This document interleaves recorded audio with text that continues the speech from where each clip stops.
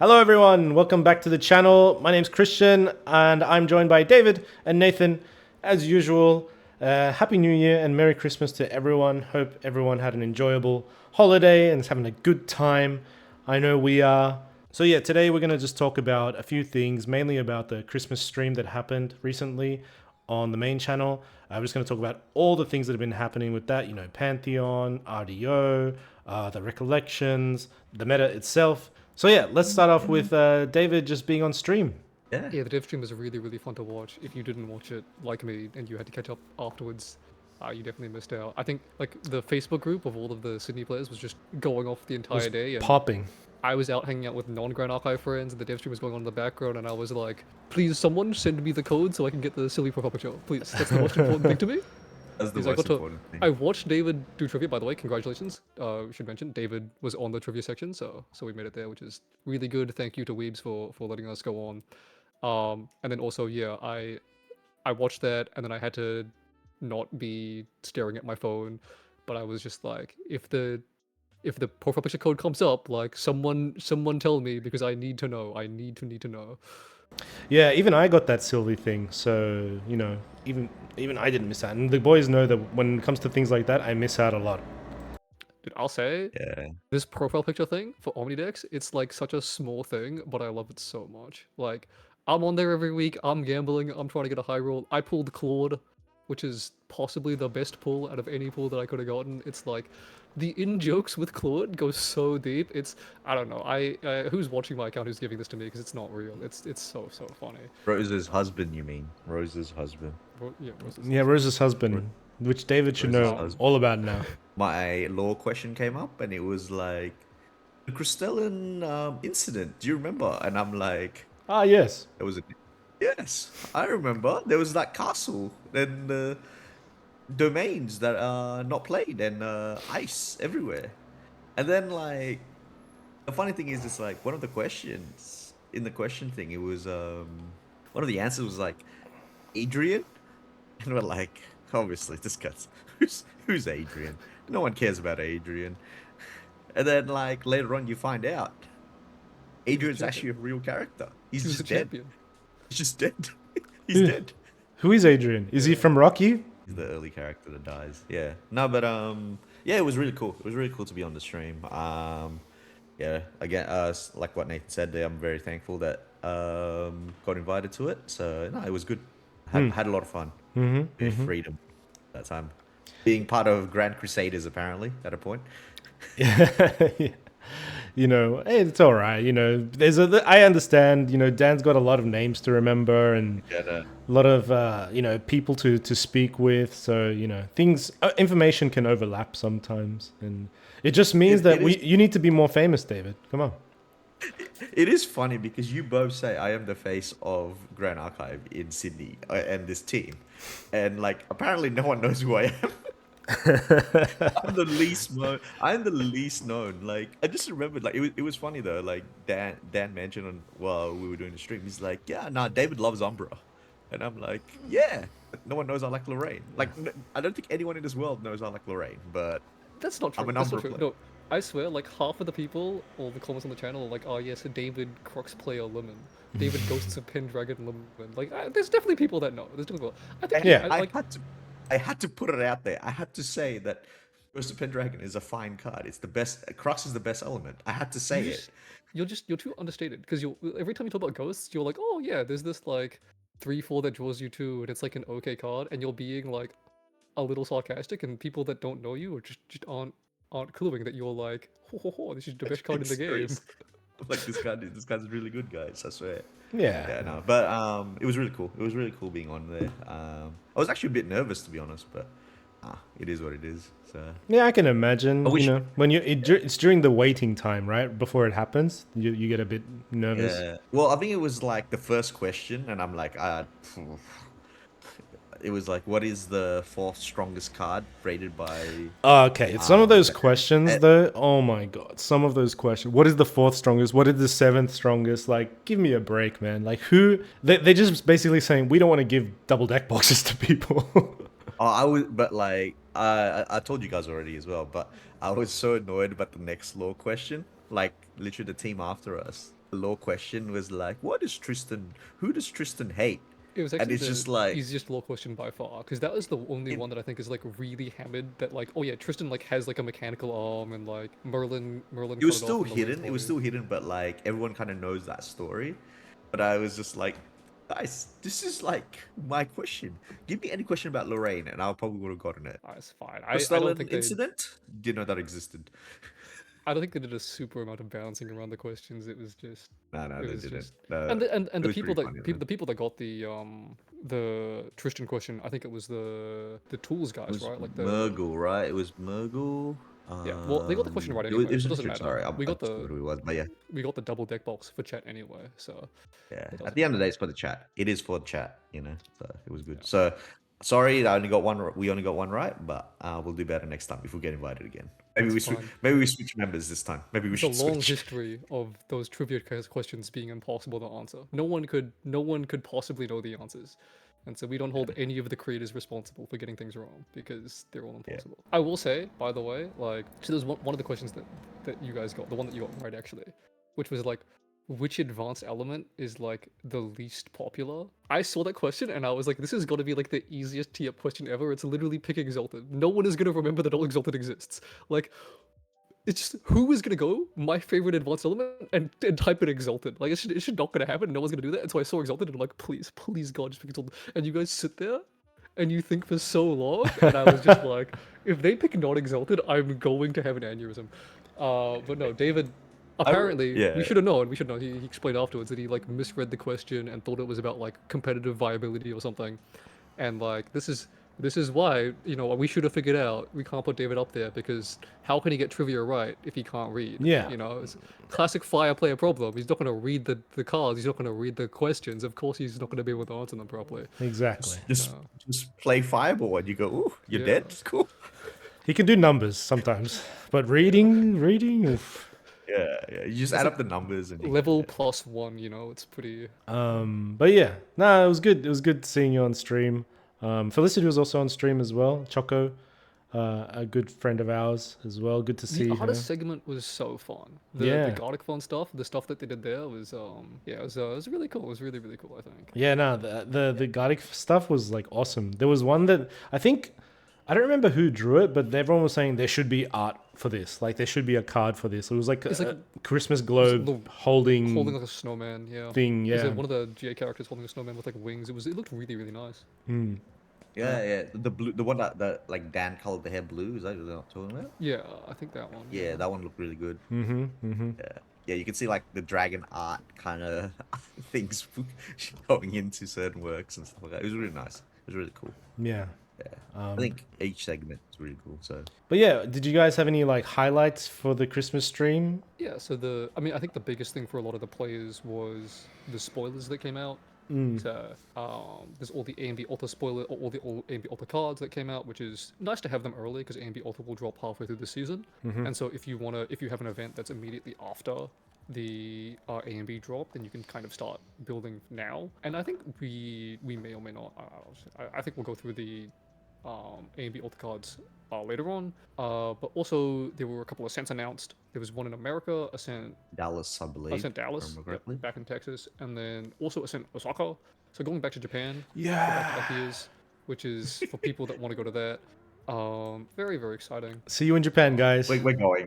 We're all going, right? I think. I may or may not. We'll see. Okay. I got my approval. I asked. I got approved. I think a lot of people from Sydney are going, and that might be the determining factor for me. But we'll see. We'll probably see how I feel. I have to go. I said this before, but anything that gets announced in Japan, I'm going. Like it just gives me an excuse to go to Japan, which is exactly what I need. So yeah. I just feel like if they are doing another one in Japan so quickly, there's going to be another one in Japan next year, and so I don't know. Send if I wanna go to Nagoya. I don't know if I want to go to Japan every year. Sendai. I sent Hokkaido. And then we also Yeah. got heaps of information about RDO, and the stuff coming out for that, as well Pantheon as as well. oh yeah, There's a couple of Pantheon. Oh and yeah, then- Pantheon. and then the new merch boxes, which also looks so good. All right. Speaking of Pantheon, I want to talk about that. So it's like a 4-player free for all experience where you play one-obs in your deck. And it's essentially like Commander in Magic, right? Yeah, from what I've kind of gathered, like Seems a apparently lot it's for like Commander or Highlander. Like it's a Mhm. mixture of both, apparently. Okay. yeah. Which So I've never Highlander played is the Highlander, Highlander so is the singleton format, and then Commander is like normally you have like a specific card or a like champion that you can build around. But Grand Knife kind of has that naturally. It's also like freeway like like 4-player free for all. So yeah, it has a lot of like overlap with a lot of those formats.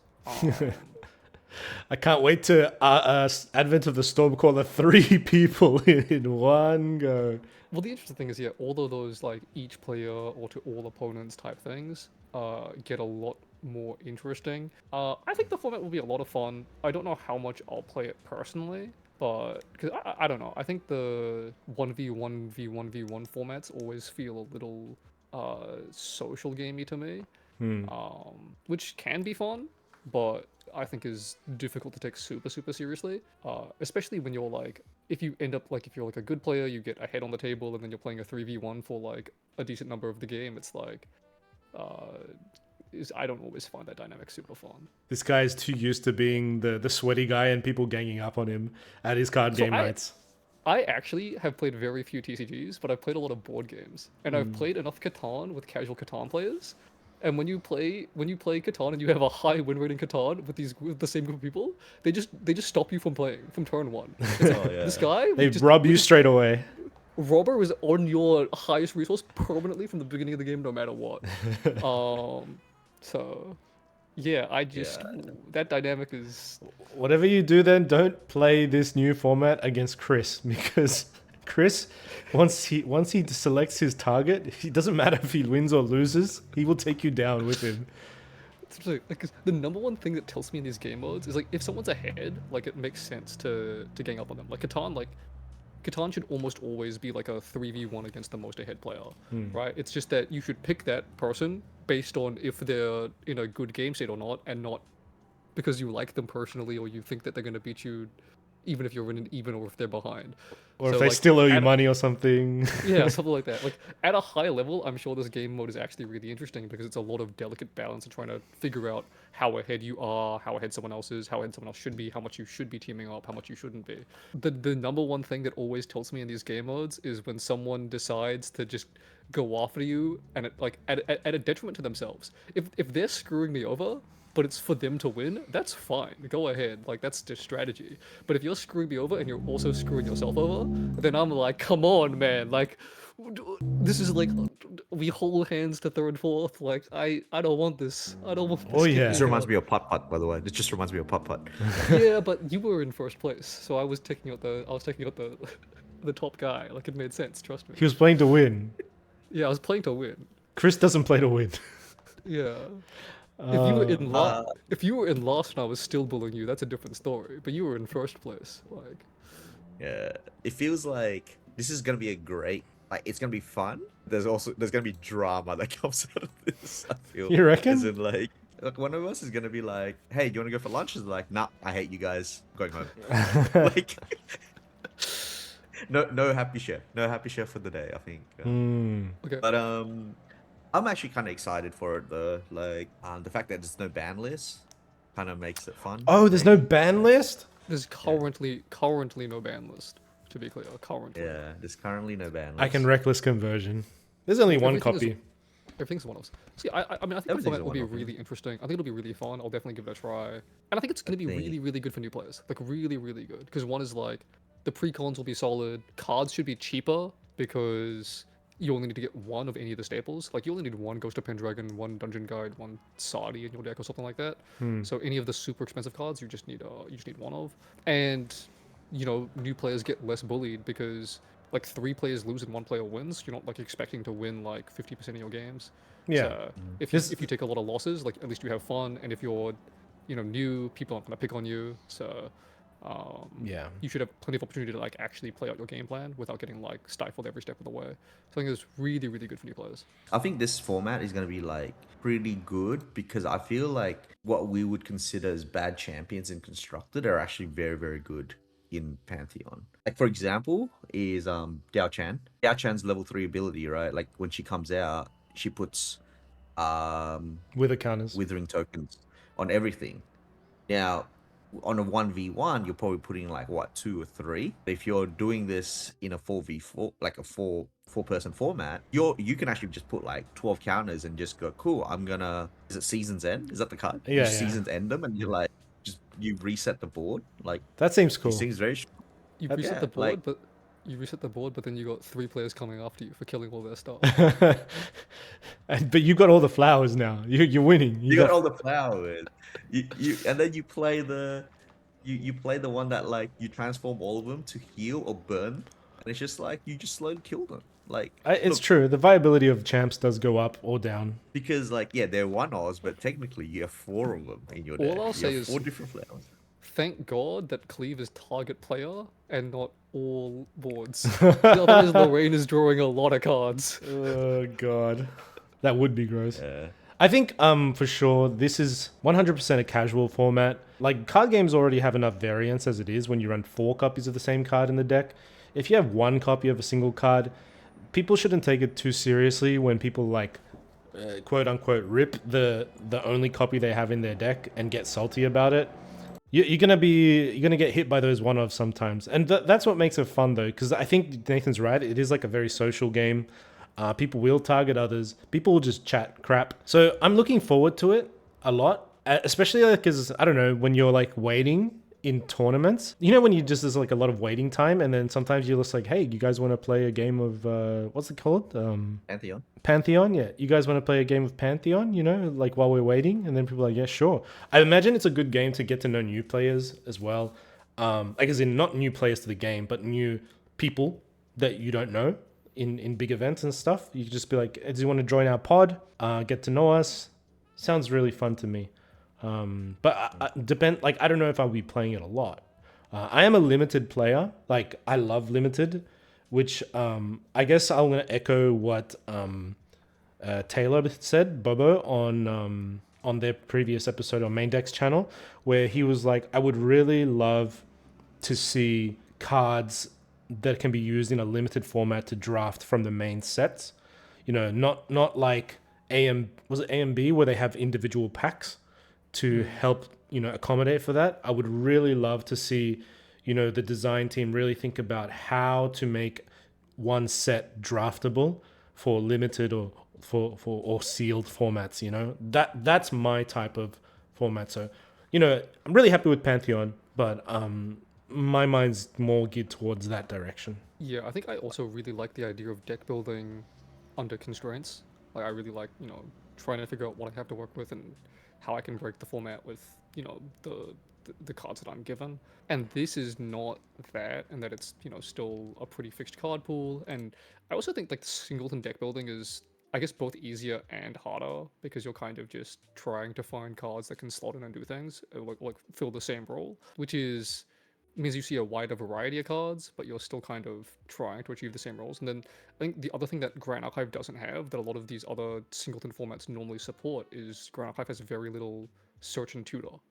So Yeah. you're running like a single copy of like a good card in your deck, and you can't bring it out. You just have to, you know, keep digging until you find it.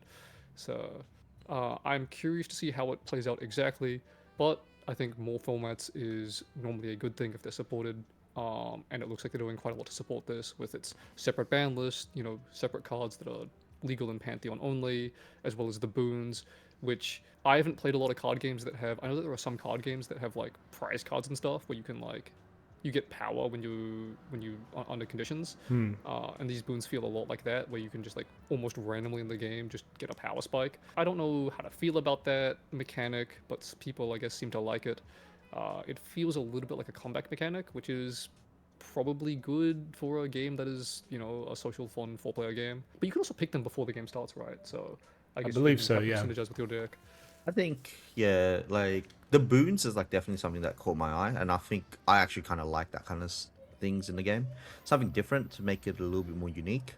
I also like the fact that they've put like Pantheon only cards, like just for Pantheon. So which means that what you guys were talking about, like tutors and like broken cards, I think they can just be in the part of the format, right? Like you can have 1-offs or something. Like you literally could have like a 3 cost, like pick up your deck and search, add a card to your hand kind of thing. And it's just like, cool, that's fine. I've recently just been like playing decks that I've kind of trying out like CL and things like that. But recent weeks I've been trying to go back to old decks, win Ari and win Tristan, and I just felt like the game plan's the same. Like it's like okay, I know what I'm doing here. Like this is what I do. I gather herbs. I try to cosmic bulk my opponent. And Tristan, I'm like just making shadows, redirecting, shadow striking.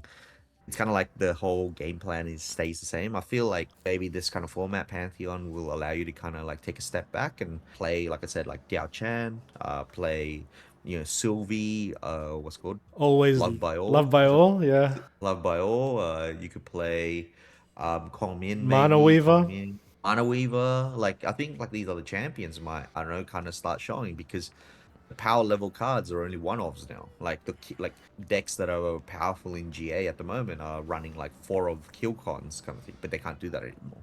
It's going to be a completely different ball game. How many bullets? I don't How many bullets do you think Cursebricker needs to kill 3 different opponents in one turn? Probably a lot. I don't know. Rapid reload. The damage is scaling, right? Like you can because every load Shadow Swing gets more and more power, so eventually you're just swinging for like 15 damage at a point. Yeah, that sounds really fun actually. I actually want to, that's the deck that I want to build the most right now is just Cursebreaker. I sit here, I do nothing the entire game, and if you don't kill me, and eventually I'll kill all 3 of you at once. I want to be the bargainer. I want to be Tony level 1 and be like, do you need my help right now? Because I'll taunt myself and make everyone attack me if you hook me up later. You know? I think taunt only protects your board, I think. Oh really? So Damn. but like cards like Song of Frost. Oh no, is it Song of Frost? Song of Frost would stop, right? I think because it's like target unit. So like you can protect your opponent. Like if your opponent is trying to sweep somebody, you go, oh hey man, like I'll protect your board. You don't swing. Like there's like the collaboration team works and stuff like that. The colluding, the relationships will end. Yeah, I'll never collude with Xander and Ryder. Like those are the Dude, number if one. someone plays Extricating Touch against me in this format, because it's target player discards a card, and they're just like, yeah, I'm negging 1 and you're negging 1, and the other 2 players stay the same, like I'll lose my mind, bro. I'll lose my mind. He's taking a train to Winnipeg. He's going to Winnipeg. That's funny. I'll be so done. Like it's so bad. But yeah, I'll be keen to play it. But it'll be fun. I think it'll be a fun format. I think it'll be a cool format. As soon as we'll see more cards anyway. So Yeah. It'll be interesting though, because RDO is releasing at the exact same time, so we have a bunch of new tools for Standard to play around with as well. But well, just before we move on from Pantheon as well, they've got 4 starter decks. So interestingly enough, they're a bit on the pricier end. Like I think the MSRP is like 40 USD. In my eyes, I think they're gonna reprint like powerful cards, like a one-off, right? So do we know what champions they're gonna be? Yes. So there is Fire Kong Min, Fire Xander, Fire Aris. I mean Water Arisana, and Lorraine, right? I just saw that Xander had 1, and I was like, so one of the other things is that they have like this full art for the champions that you can get as well. Which is like I guess it's a rare pull. I guess something like the CSR has in the starter decks. It's not CSR apparently. Like It's I not think CSR, but it's just a full art. It's just a full art of the champion, which the champions on the precon like decks, it looks really nice. So I'll be looking to pick up probably one of those. And I'll buy all the precons anyway just to have them. SMH man, SMH no Sylvie. It's been surprising because I feel like Sylvie has featured on like been one of the first champions to be on like a lot of the stuff. She's kind of one of the mascots for the game, but then she's not on this, and then she also doesn't have a Chinese New Year box either. Well, I think they were saying. I think that what they said was they wanted 2 champions from like mindful of like DTR. Like they wanted champion from kind of each world, kind of thing. And Ambria gets 2. Because it's the first one. Just drop. Yeah, just get rid of Lorraine. Do we need Lorraine in everything? Look, they'll drop Lorraine and they'll put Merlin in. I swear. I'm so thankful there was no Merlin this time. We can take Merlin from DTR and PTM, and then we give Andrew another slot. Or she's in both worlds. We can we can put 2 Merlins in. Just everyone's Merlin. Just put everyone's Merlin.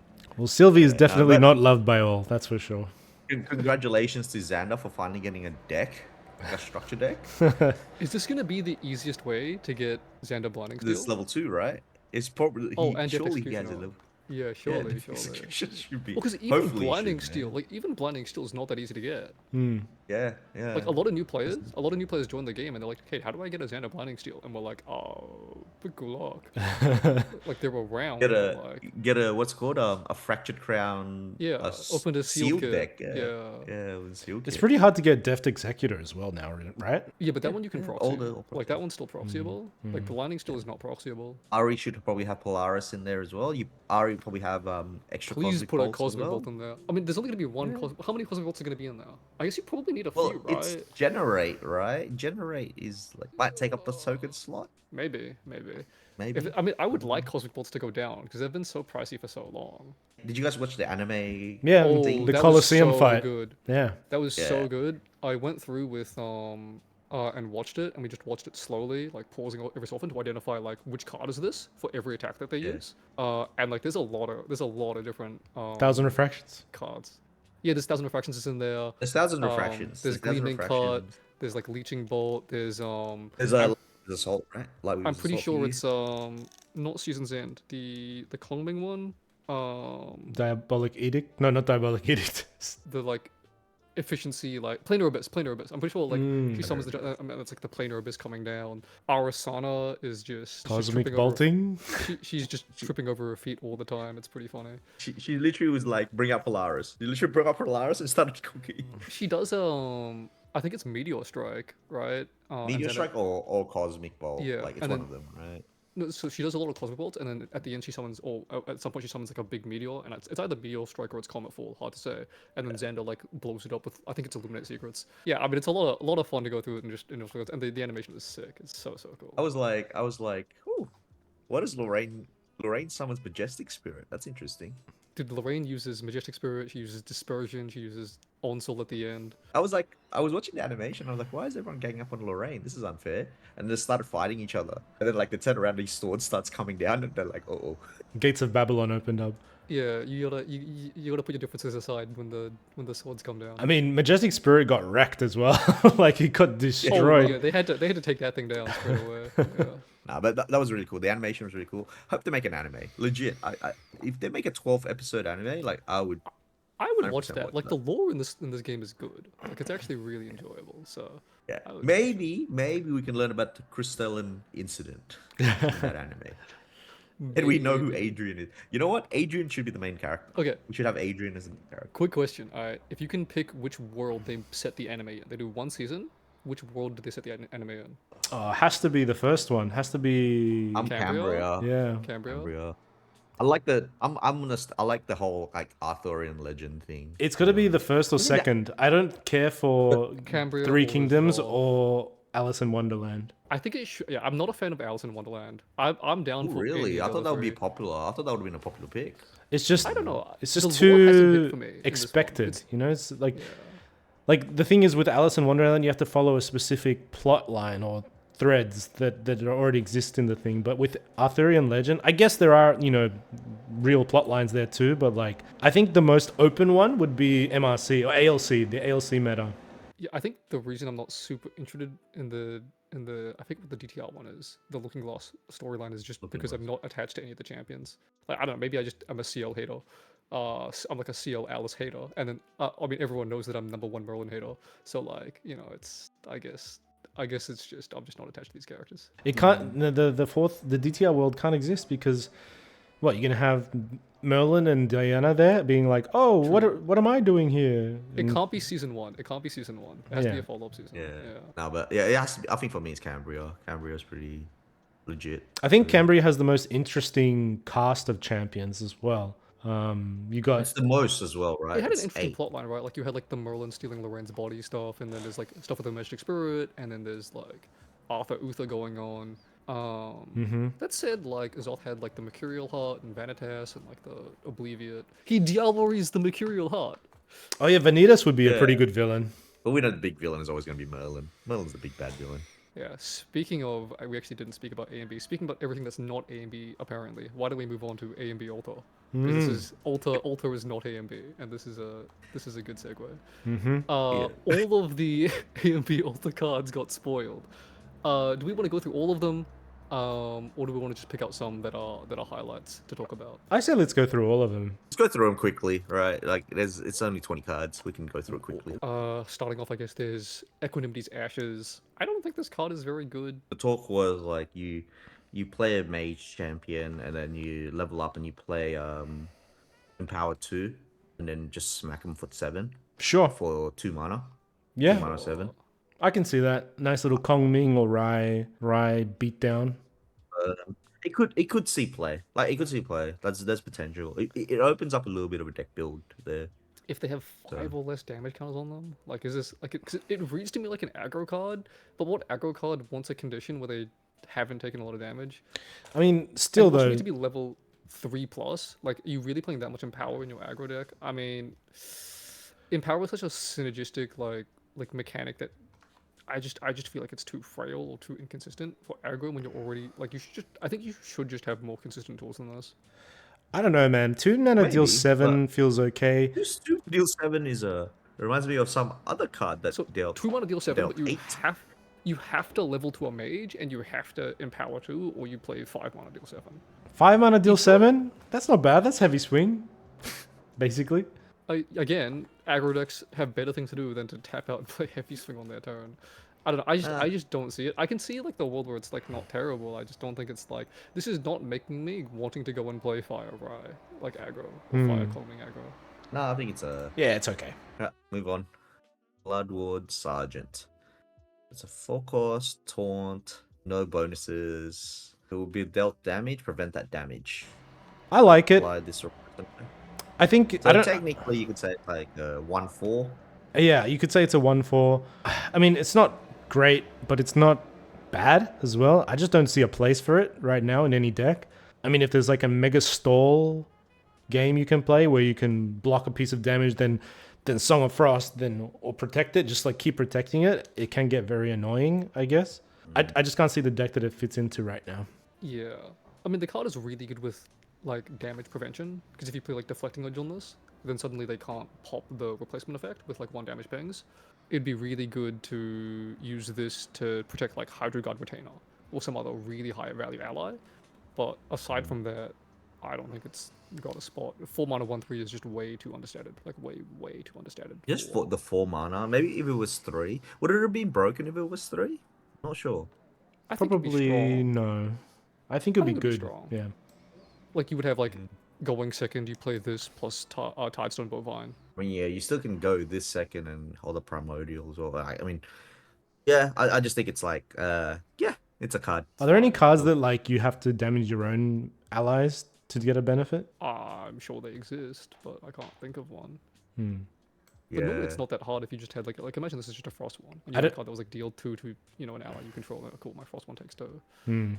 All right, moving on to the next one. We've got Galvanizing Gale. It's a slow mage spell. Again, it's like the same as the fire card where it's like this card is good. Like 2 mana deal 3, draw a card into memory is broken if you empower it. But like There really You just empower needs to it. be better in power aside from Mnemonic Charm. yeah, and you also need Three, like an three, ally. to three's stay- not 7, Nathan. 3's not 7. Yeah, but this replaces itself, and it's wind, so it's better. And there's no class bonuses, and there's no level 3+ attached to it. Like, because you could just play this as 2 mana deal 3, which is not great because it's kind of like a command. It's like a command. Just Wait. It's a command. Wait. This is a attack buff that's not a command. So you can play this and then command on a pawn, okay. Oh, and then you can transfer and the then core. you get a queen. How do you? Okay. But how do you empower? Wait, don't don't chessmen have? Don't empower it. You don't need to empower it. Oh, you don't You want know, to empower. he's it. just saying don't draw. I He's just just wanna- saying don't draw. I just Don't want to draw. get 7 power on my pawn attack, so I get a queen. And this makes it like this is one of the ways that you get there like relatively easily. Aren't there already cards that give +3 attack to allies?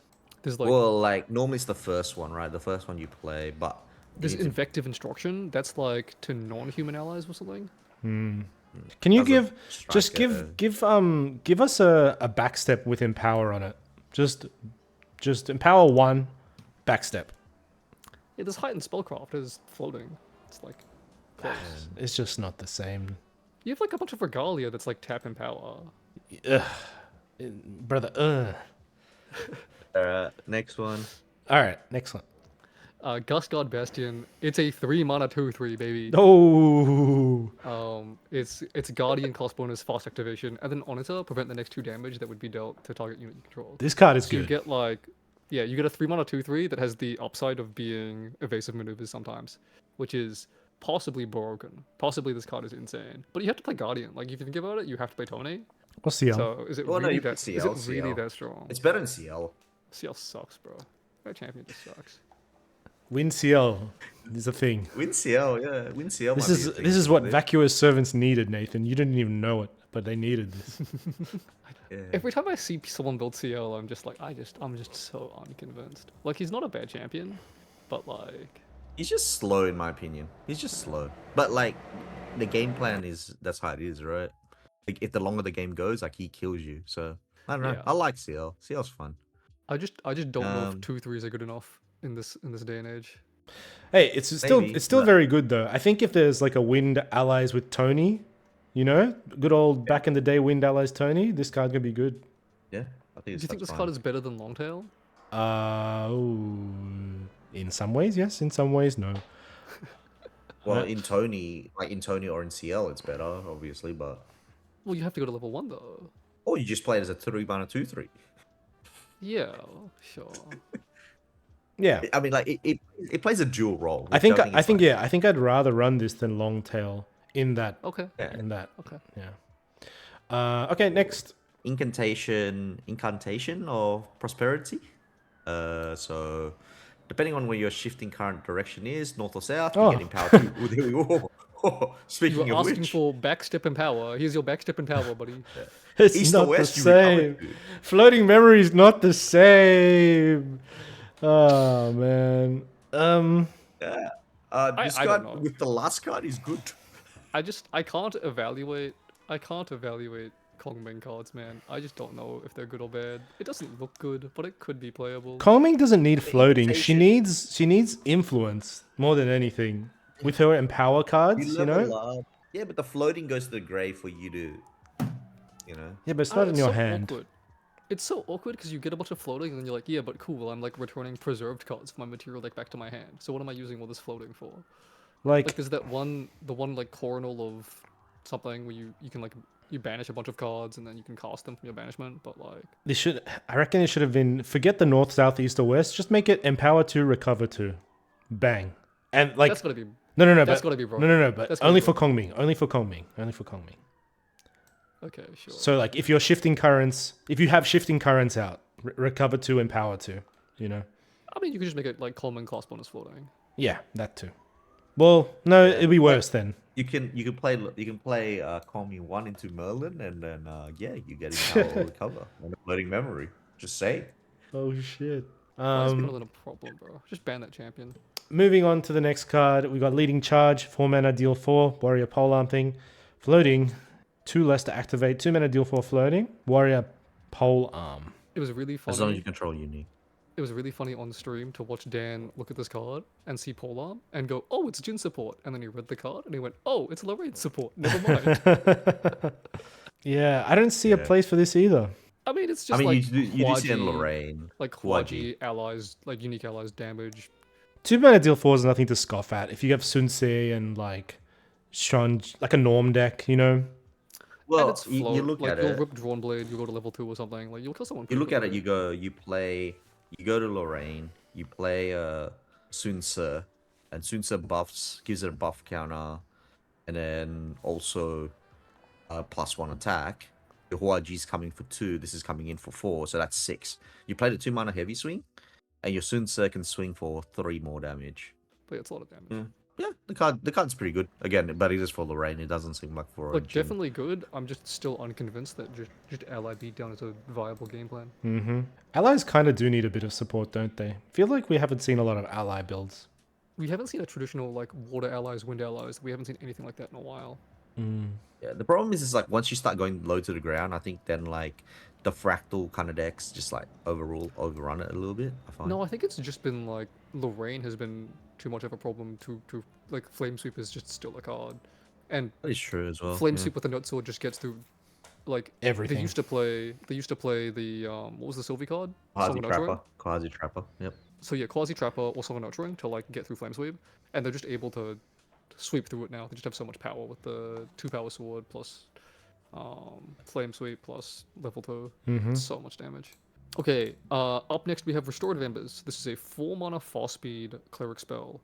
Kindle 4, recover 4. Then if your influence is 4 or less, draw a card into your memory. I like it. I like it a I lot think this too. card's pretty good.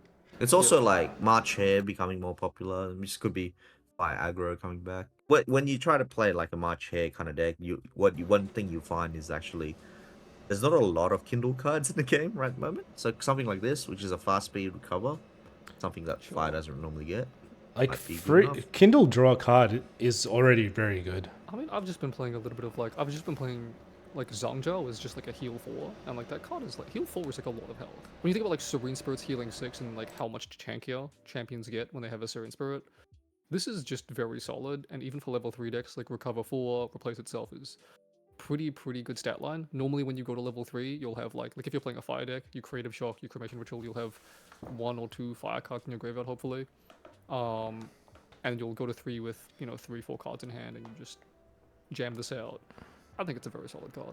Yeah, me too. I'm glad that it's not locked behind any class bonuses as well, so it can be used in anything. Next card, Sync the Mind. Order Assassin skill. Someone's just gonna leave the call here, so it's fine. Costs 1 less to activate, so it costs 2. Activate this card only during your opponent's recollection phase. Until the end of turn, whenever a card from the turn player's memory is put into their hand, that player puts the top card of the deck into the graveyard. Mill is back, baby. Can we just get a good Water Assassin card? I know we just got a Recollection that's probably full of good Water Assassin cards. But like, what is this, man? This is not it. this ain't it. What is this, man? It's a mill assassin deck that we've been trying to make from set 1. And it's never come into fruition. You're not gonna get someone by doing this and then playing Delusional Vapors and then playing Sudden Deluge. And like, why do I remember these cards? Like, why do I know their names? Dude, what are you talking about? This is so good in Water Water Zounder. Water Zounder, level 3, they put down their hand and you're like, Sink in the mind, bitch. And then what are they gonna do? Huh? You know what this card is good for, maybe? Pantheon. Just saying. There could be something in Pantheon. It's target opponent. No, it's during an opponent's recollection phase, and it's only for this turn. So you're only milling one guy. You're not milling all 3 players. You're only milling one guy. Yeah, well, Chris is gonna play this against you, and you're gonna have a great time because he's just gonna. I'll tell you, maybe if you're playing Water Xander and you're so used that no one targets you, and then you get into a 1v1, and then you mill him, like maybe that's the plan. Yeah, that's right. Everyone leaves you alone for so long, they think you're not a threat, and then you just mill one guy. You sync the mind. All right, cool. Let's just move along with this card. All right, next one. We've got Pantong. She's in a picture. I always remember Pantong from her design. I liked her design. Blinding Lapse. 3-mana slow Luxem spell. Target opponent with influence 9 or more puts all cards from their hand into their memory. Then they banish 3 from their memory. This card, if it works, if this card ever resolves, it's good. It's amazing. This card, guys. That's a big if though. So anyway. I just can't believe that they've decided to give Siryu a playable Luxem card. What are we doing here? Like, why do we need this? This is like, that deck is already so strong. Like, please. Yeah. Please I'm just gonna say, if this card is easy to play, it's broken. like, it's 3 mana. It's 3 mana. You can literally turbo to 3, get Reliquary, and then next turn you're playing this card. And like, if your opponent stayed level 1 and has like been like backup charge or turbo charging, they'll have 9 or more influence, and you just drop this, and you're still Reliquarying to draw more cards. This card is just. I'm not saying this card is scary. This card sucks. I'm not saying think it's this card broken. sucks. You think it sucks? No, man. It sucks. I said it like if it resolves, you win. Like you basically win. Dude, I think this card is really like. I don't think it's broken, but I think it's definitely playable. It's Definitely scary. It's scary for sure. I think it's just like you can just if you get to that influence, you just play 1 card and then like you don't put your hand down. You put 2 cards down. Sure. Like, but I'm sure there's away a there's card. ways you can probably play around that as well. What if you give them the I mean, influence? like, I yeah, think it's but strong. I think it's quite strong. I I think think it's like okay, like I think this card is good if Razor Gale is a deck, but if you're playing Luxem, you should beat Razor Gale. I'm not worried about. No, this is not. This is not in Xander. This is in Seiryu. Series not there, whatever. Series, you can just play Regal. It's the same Because thing. Seiryu's bad matchups are high influence win decks that are trying to hold up in scenario fumes, and this solves that I mean, problem. like, you're not maining this. The problem is, like, I find it's like you're not maining this. So against those kind of decks, you're not maining this card. you could So game instead of one, Regal. I don't think this card is so playable. I don't think it's broken, but I think it's definitely playable, and I think it's only playable in Seiryu. I think it might unlock a new Xander, a new like OTK Xander as well. No, Luxem doesn't struggle against high influence decks. And that's true. You normally it's normally not worth neg wanting to. I mean, if you banish 3 cards from their memory, like sure, but like I mean, yeah, normally I kind of see this as like a turn off interaction type thing where it's like you play this and your opponent has to like get cards out of their hand to get under the 9, or they have to put their entire hand down, and they're The hopefully. thing is, able it's to like start. you look at this. If they have 9 cards in hand, like Incap is still a card as well. Like Yeah, sure. Sure. I don't know. I just look at this card and I'm like, okay, cool. Like we already have Regal in the deck, so it's like they kind of do the same thing. I don't think this. I like- think the requirement for this card is higher. I just don't think it's good. I think this but- solves the problem better than Regal against some of those builds though. But I mean, yeah. I mean, yeah, because you put everything down and they don't get to mill. Yeah, I mean that's true. So maybe I could see it. Like I'm not saying it's. I mean, I've just been on the other side of like I'm playing Win Xander, I get Regaled. I'm like, cool. I'll play Ferrispers. I'll play Scout the Land. All right, cool. What do you want to do now? And it's like there's a ensnaring fumes on top of my deck 100% of the time now. It's just This makes me want to try a different build of Xander. Just to... I don't know, even if you're not using it to go for the kill, or to just -3 influence on them is pretty insane. yeah. I mean, they have to have 9 or more, right? Yeah. Like that's what I'm saying. Like you can run like a Xander build that's running like Gloam Spire or things that keep your opponent's influence higher, you know, or you know that new increasing danger card. If they have 7, they don't do it. Well, thing I'm is, just saying, like cards like that, right? Like the new increasing danger, the fast one, or or increasing danger itself. Just things that give your opponents influence. Bauble of Abundance, you know, like it can definitely be pretty good. I think it's an interesting idea for sure. Maybe I don't know. I'm not saying it's Okay. good, but I want to try. Provided you don't die on the way. Yeah. Giving them so many cards. Anyway, moving on. Up next is Hail Finch. It's a 2-mana 1/3. Tamer Animal Bird. Love to see more animals. Players can't declare attacks targeting Hail Finch unless they pay 2 for each attack declaration. As the Tamer class bonus on hit, you may remove a buff counter from Hail Finch. If you do, rest the hit object and it doesn't wake up during its controller's next wake up phase. Oh, I like this card. Sylvie level 1. If it's a Why? buff counter. Seaside Ringleader. It's very annoying. It's a very annoying card. Like there's no place for it right now, but who knows? Maybe Water Sylvie will be a thing. Yeah, I mean, you like can just put giving it couple a buff counters on this. counter. Giving it a buff counter, making it a 2/4 already makes it. It's a bird.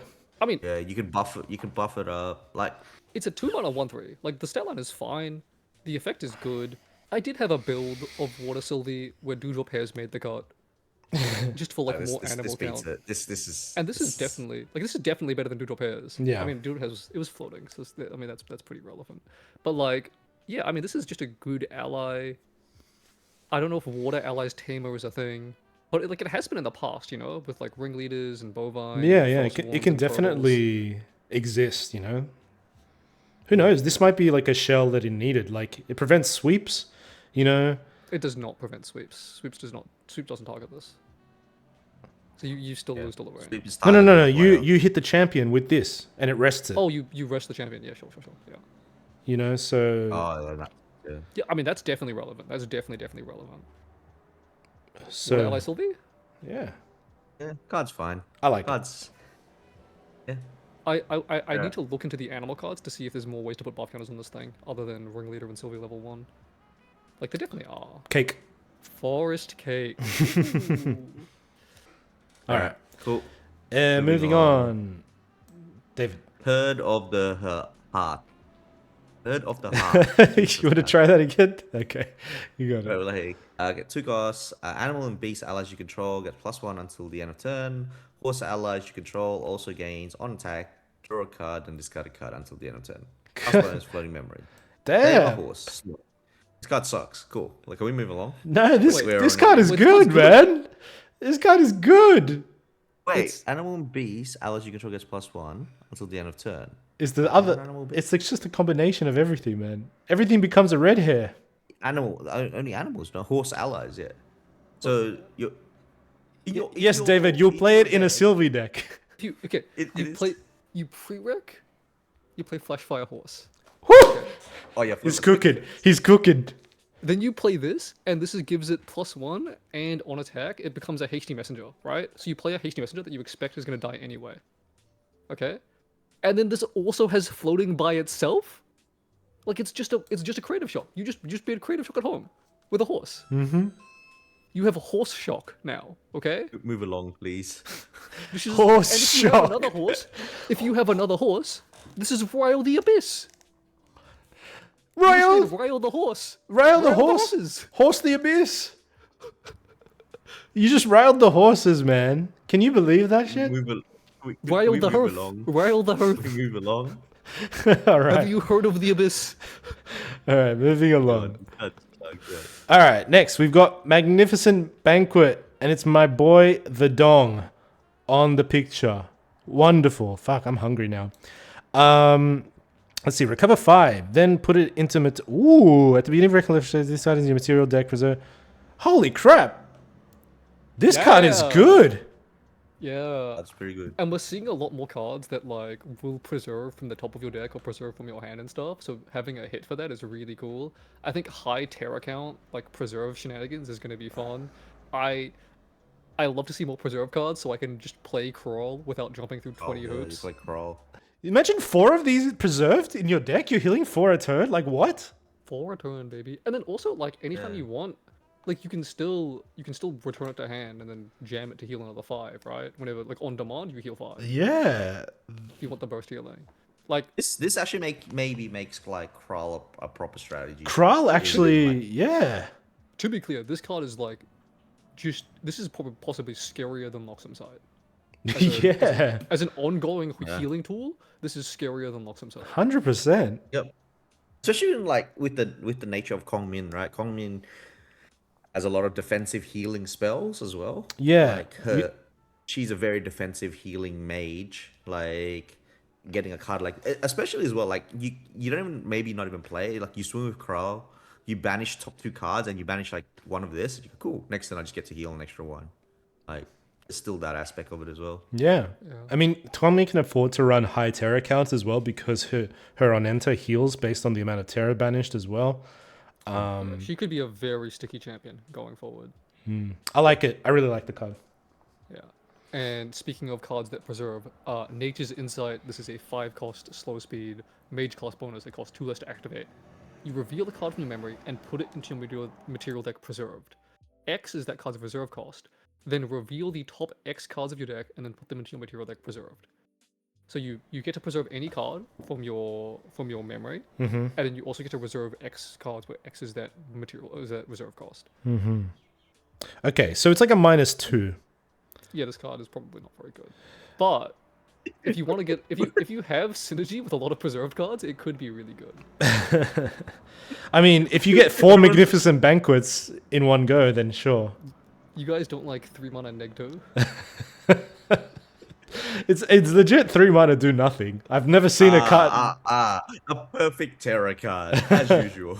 Okay, The perfect Terra card. but think about how many cards you preserve and how many crawls you can play. Okay, no, yeah. If you put Planar Abyss down and you reveal it and you preserve 10 cards, that's kind of cool. Planar Abyss would be Like- preserving 12. Oh, So you 12, yeah. preserve 13 cards Like- total. And then we just need preserve ball, where you just deal X my- number of preserved cards. My question with this card is, why is it slow? Like, why could they have not made this fast? It's not broken if it's fast. It might be. It might be. Like it might be. End phase I preserve 13, and then I can pick any one of those 13 cards to add back to my hand next turn. Like Bagua. Yeah, dude, you do this. mean- You preserve a few Bagwas, you jam them all. Yeah, I don't know. I just think it's like Like to I be clear, just- Cloming kind of has the influence to neg too. She does. she does. Like she if any champion is gonna neg too comfortably, it'll be Cloming. She has so many and- cards and that do nothing. Maybe Merlin on maybe a Crux champion. Maybe No, one but of those could be even Crux is less comfortable at neg doing than Cloming. Yeah, Like Right. I don't Crux Neg spikes too. harder, but No. Crux doesn't have like the ongoing infinite value that Cloming does. I'm just to keep thinking about this banquet and like Sempiternal Mage as well. Like, how much healing can this girl do? Yeah, just scoop to one fire regalia. Yeah. Don't worry about that one. Don't worry about that card. All right, moving on. Yeah, Pole Arm Steed. Whew. 3 cost 1/3 on enter, a Jin bonus. On enter, materialize a Pole Arm Regalia card from your material deck. Jin This card's player, good, is this in good? my opinion. They player, finally this is gave good. Jin Lorraine level 1. We did it. We did it. We made Lorraine level 1. Like This card is Yeah, actually this really card's good, right? this guy's really good. I This think, card in is my opinion. Like, so broken because it's not limited to 0 cost as well. So you can pull out 1 cost yeah, spears. you can bring Yeah. a Swang G. It's never dead, right? Yeah, it's never a dead Yeah. card. It could be. You Well, bring a even Swang G. I'm thinking more for like level 1-2 Jin allies. Like you Yeah, finally. and you can bring in Hua G as well. Hua G is the other one. This also You can really drag in Thor. synergizes with level 2 Jin as well. Yeah, it actually lets you use level 2 without having like heaps of setup. Waste the materializer. Yeah. Yeah, and you can use like you Yeah, can use I imagine like aggro with like Dragon's Dawn is maybe playable as well. Like this card and 3 mana 1/3 is like understated, but like with the polearm getting another power, it's basically a 3 mana 2/3. So with like the Jin inherited effect, it's like a 3/3. 3 mana 3/3 is a fantastic stat line even if it's temporary. Can we? Maybe call me an old man, but like Capricious Lynx used to see play, man. Like Only the oldies will know what that card does. my 1 turn 3/3 that's useless for the rest of the game. Card's broken. What are you talking about? Unless you're Sylvian, you're gonna draw your card. Unless you're Sylvian, it's gonna draw your true. card. save No, time. I think this card's amazing as well. Like, I'm not a Jin player, but like, just it seems really good on paper. When you have an on enter that says materialize something, it's like ooh, Yeah. a stat line, a body stat line with materialize. That's kind of scary. Turns out Besieged Fatestone is pretty good, huh? Yeah. Especially if it costs 3, Jesus. Okay, moving on. We're looking at Torching, Reach. Draw a card, then discard a card. Then if your champion is distant, draw another card. I mean, the card's Diana gets good. another- Diana gets another creative shock. If you are playing enough distant, this is another creative shock. This card is actually crazy good. I think it's really good with the I think this is more for like Aetherwing, Fire Aggro Aetherwing Diana, giving you a bit of extra reach as well. Because that deck it plays a lot of distant cards as well. Oh, yeah, 100%. Yeah. Yeah. And in that deck, there's a big difference between 2 and 3 mana. Like creative shock versus this, like 2 mana is so good because you really want to be doing stuff prereq with that deck with the like loading and coming distant and all these other effects at a fast speed. There's no bonus as well on this card. Like there's no class bonus, so potentially 5 players could play a backstep into Torching Reach. Well, normally you would want to backstep and then level, right? And then Torching Reach afterwards. Because you want to get the Aetherwing out. Yeah. No, this card's really, Wonderful. really good. No, I'm talking about like any other champion. I'm just like saying any champion could run this card and just to Any go to champion can be this the sun distant. Does this get discounted by what's his name? Polkhawk? Pop-up? I think he only discounts reactions. Ah, okay. reaction. Yeah, it's just reaction. But like, yeah, this card like I don't know, just allows you to play that kind of game. Polkhawk might It's actually be a time to deck as well. play- This card. Fire Arasana, Ranger Strides, Cosmic Focus, Ooh. Is there... and then swing with the Soul of Seeking with 4 million damage or something. Nah, this card will Ranger see Stride has a play. boat. The problem is Ranger has to be Stride Ranger is unit, has a to be Ranger unit. range Yeah, unit. Yeah. Well, I could see Polkhawk with a inert sword. Polkhawk with an inert sword playing this. Alright. Next up is Lunge of Evoking Winds. It's a 2 mana wind attack polearm, 1 power, and it has Jin bonus. On hit, reveal up to 2 wind element cards from memory and return them to your hand. It also has floating memory. card is bullshit. So it's just a 0 cost. 0 cost hit them floating. Seems solid. And it's a polearm, so an ally will get. Yeah, it triggers your thing attacks, as well. your plus power. Some good Jin cards? What is this? What is happening? Good Jin and Kongming cards? Tell me. Yeah. Zero mana attacks? Come on. Stop it. Stop it, weebs. I guess Look, at least they gave it a Jin bonus. They gave it the Jin bonus, alright. it's an on-hit effect as well. So And you need to Card's reveal good. win cards, which is pretty relevant because I think that deck is normally playing a good number of norm count. So a lot of the good Jin cards are norm. yeah, nullifying mirror is still a thing. Yeah, it's probably kind of Oh, played. yeah, actually. Nullify Mirror. I don't think that's a thing now. Mirror Sensor, like this meta. card is like it's only 1 damage. It's not like the most broken card in the game, but it's definitely solid, right? Definitely Yeah. solid. Nah, so yeah, this card was spoiled in Aki. So for people who don't know about it, Bairui, Resplendent Barrier, Unique Fantasia, Mage. Damage will be dealt to your champion while Bairui has 2 or less charge counters on it. David, you don't need to Prevent read 2 it, of that please, for the damage love and of put a God. charge counter on Bairui instead. Stop! You're hurting me. Kongming bonus. Sacrifice Bairui in power 7. Activate this ability only if there's 3 charge counters on Bairui. And only if your shifting currents face south. I think the best story we have about this card is that, you know, we were at Aki, just chilling after the game, the tournament had finished. And then they revealed this card. Everyone was reading it. And then our good friend Nick, goes by the name of Pulse, he placed second at Aki. You just hear him from the corner, just going, "This card sucks!" And then that's it. Yeah, this card sucks. Yeah, it's like, wait, this card sucks. And then everyone, after someone said that, everyone was kind of like, yeah, this card's not good. Eh? Like, you hear that everyone just started talking about it. Yeah, everyone was pretty Even the one silent. person. Everyone was pretty silent until you heard that this card sucks. It was pretty funny. Just to push back on this card sucking. Go, do it. I dare you. I've been playing against Axel, and anyone who doesn't know Axel in the Sydney scene, he's a Kongming one trick. He just only plays Kongming, and he plays every type of Kongming, and he tries every build. And I unironically think he might be the best Kongming player in the world because that guy is scary. I actually think so too. And he comes up with some random Kongming brew, and it's like, it's actually like I've never played against a scarier Kongming in my life. I mean, maybe there's some other Kongming one tricks around the world, but he's really good at the champion. He knows all of does. Once I played Kongming, I brought Kongming, and he was like, "Why are you doing this? Like, why is this in your deck?" And I was always just like, "Yeah, you're right." Like everything he said was like, "Yeah, you're right." Like you know this champion so well, it's kind of intimidating. Like anyway, he was playing fire Kongming, and he played Sacred Engulfment, which is the Exalted Fire card, 3 mana discount by 2 if you're a mage, empower 4 plus X, where X is the amount of fire cards that you banish. And he was like, cool, I play this, I banish a few cards, I have my level 2 empower 3, so I'm empower 10, leeching bolt you for 13. And I was like, god damn, I almost died, like that was a lot of damage. And this card is in power 7, right? So now your Leeching Bolt is doing 10. Okay. And yes, it's a lot of setup, but it's really not difficult setup. I mean, you know, like the taking damage is, you know, the hard part. You need them to do damage to you, but like 2 mana prevent 6 is playable. Assuming that your opponent needs to do 3 more instances of damage to kill you.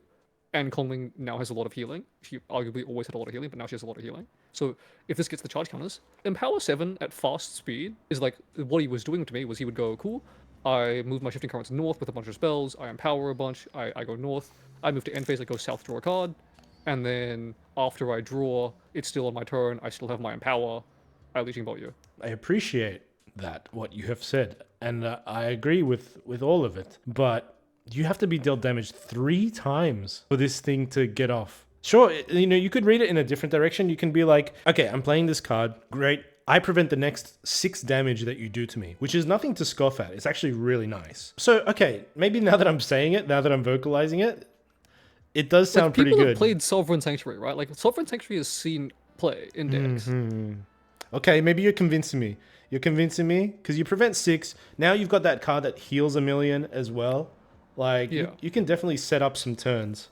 And like typically, like in his latest build, like he's cut Bargor of Vital Demise. He's only playing Leeching Bolt and Empower, and he's just like he's empowering quite a lot and just hitting you really hard. Again, I can see it not being good enough for sure. There's a world where it's too slow or too conditional or whatever.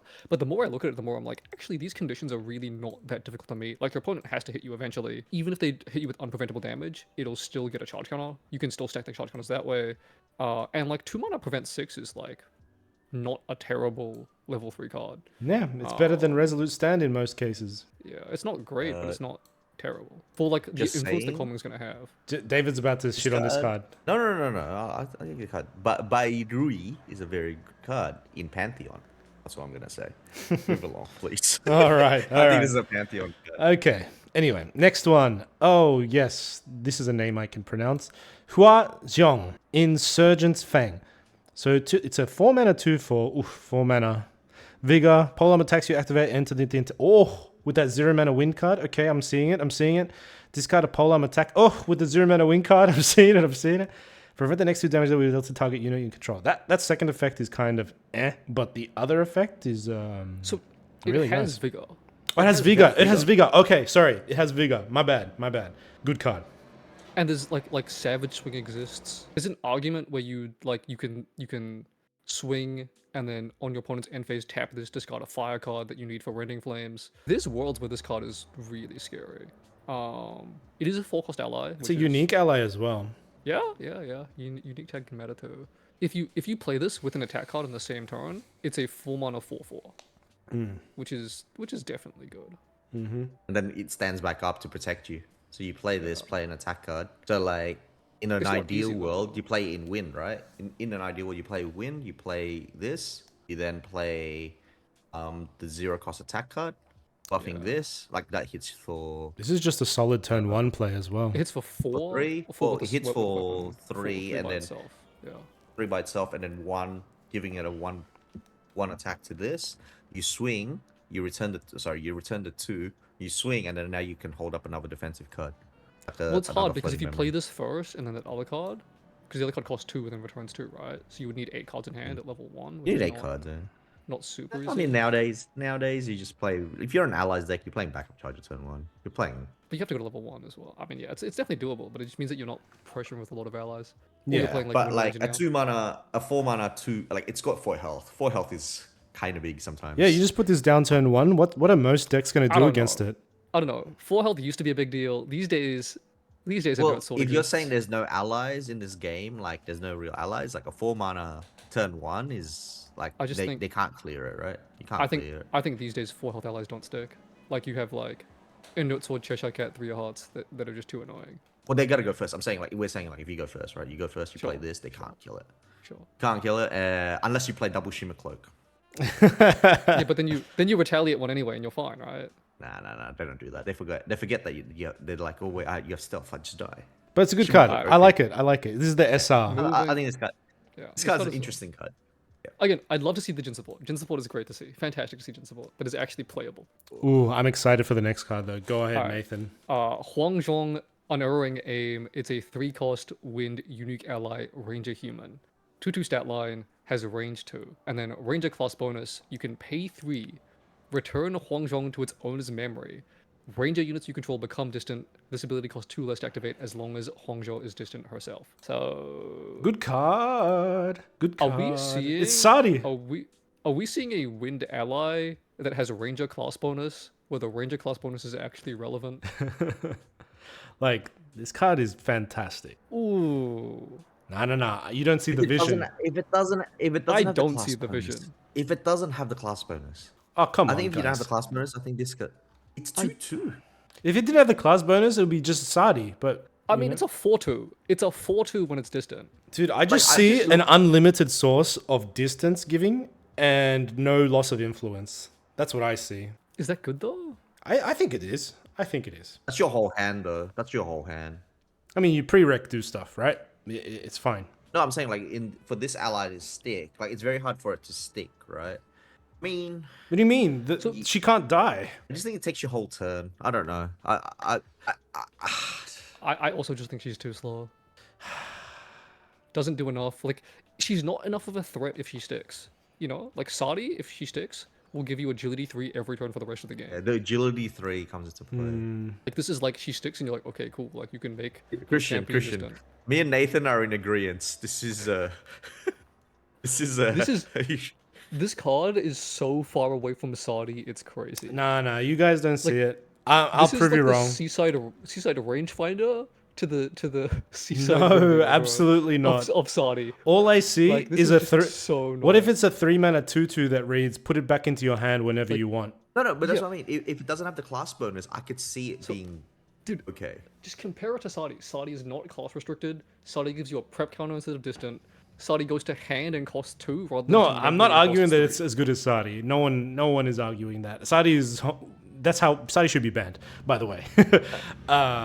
But like Ooh, that's, this card, I was just kidding. But this card should not be slept on. I think that's all I'm saying. it's It like requires the you to class play Wind bonus. Ranger. Like it's No. The class bonus should have just gone up. Like, gone up to that range, made that the class bonus, then I think this card might be okay. Like, I could see a world where it's like, yeah, it might be decent. I can But, see like with that, I don't know, like Yeah. making all units distant as well. I don't know. how wide is your board, buddy? Have you not gotten flame swept yet? I mean, Okay, to me the problem with this card is that distant ends on your turn. So you can't use the distant like for 4 damage and then have it up to use it defensively. If you use it defensively, then you've bounced it to your hand and now you can't use the range too. So if the distant wore off on your opponent's turn, then I think this card would be good. But you can't get the discount and the offensive power in the same distance instance. I feel like there's a lot of fast activation distant giving allies, ranged allies, sorry, as well. Like Reconnaissance Scout and Bertha. If they give you a window to do it, like it could be really cool. Like you could do big damage. Just saying. Sure. Yeah, if you play I mean, enough against fast Rye, allies this and guy, smash them out. she's pretty good against Rye. Oh god, David.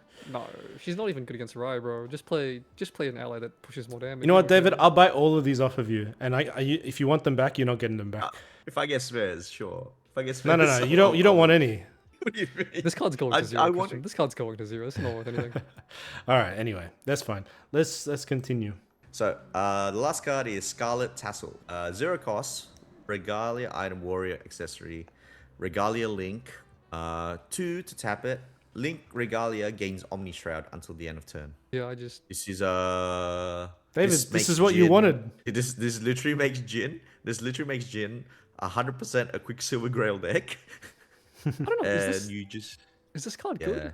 Is this card that I mean, good? protecting your breastplate is the most important thing. Like this protects breastplate. It's certainly a problem side deck with the- card, at least. The problem with the other card, the problem with the I actually forgot the name of it, but the Omni Shroud spear for the spear is the fact it doesn't protect breastplate.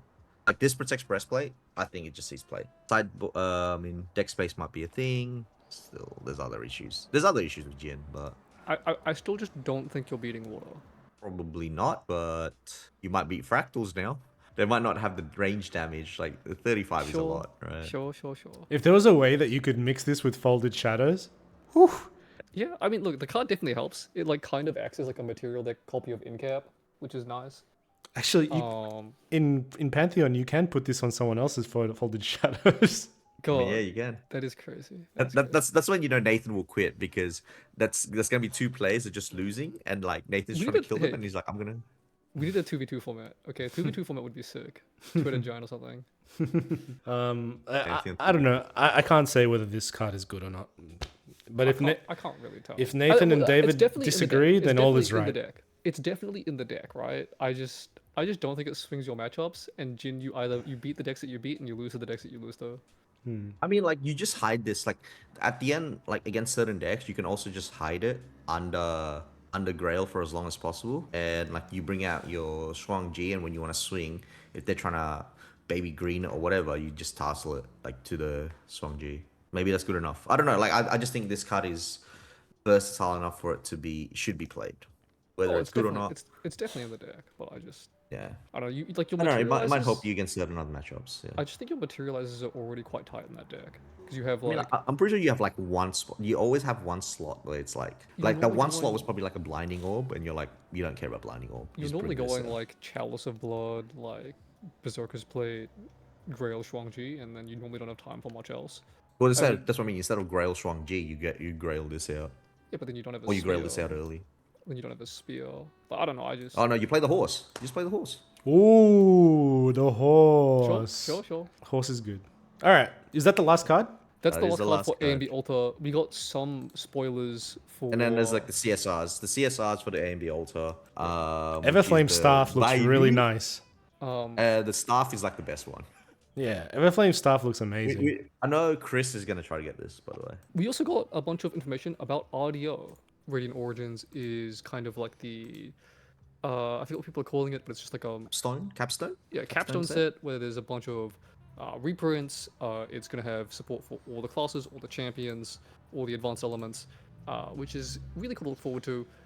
As a result, they've made the boxes I think more premium for the set. They've increased it to, it looks like it'll be 2 rares per pack with like 2.5 times the chance to get any of the SRs and URs.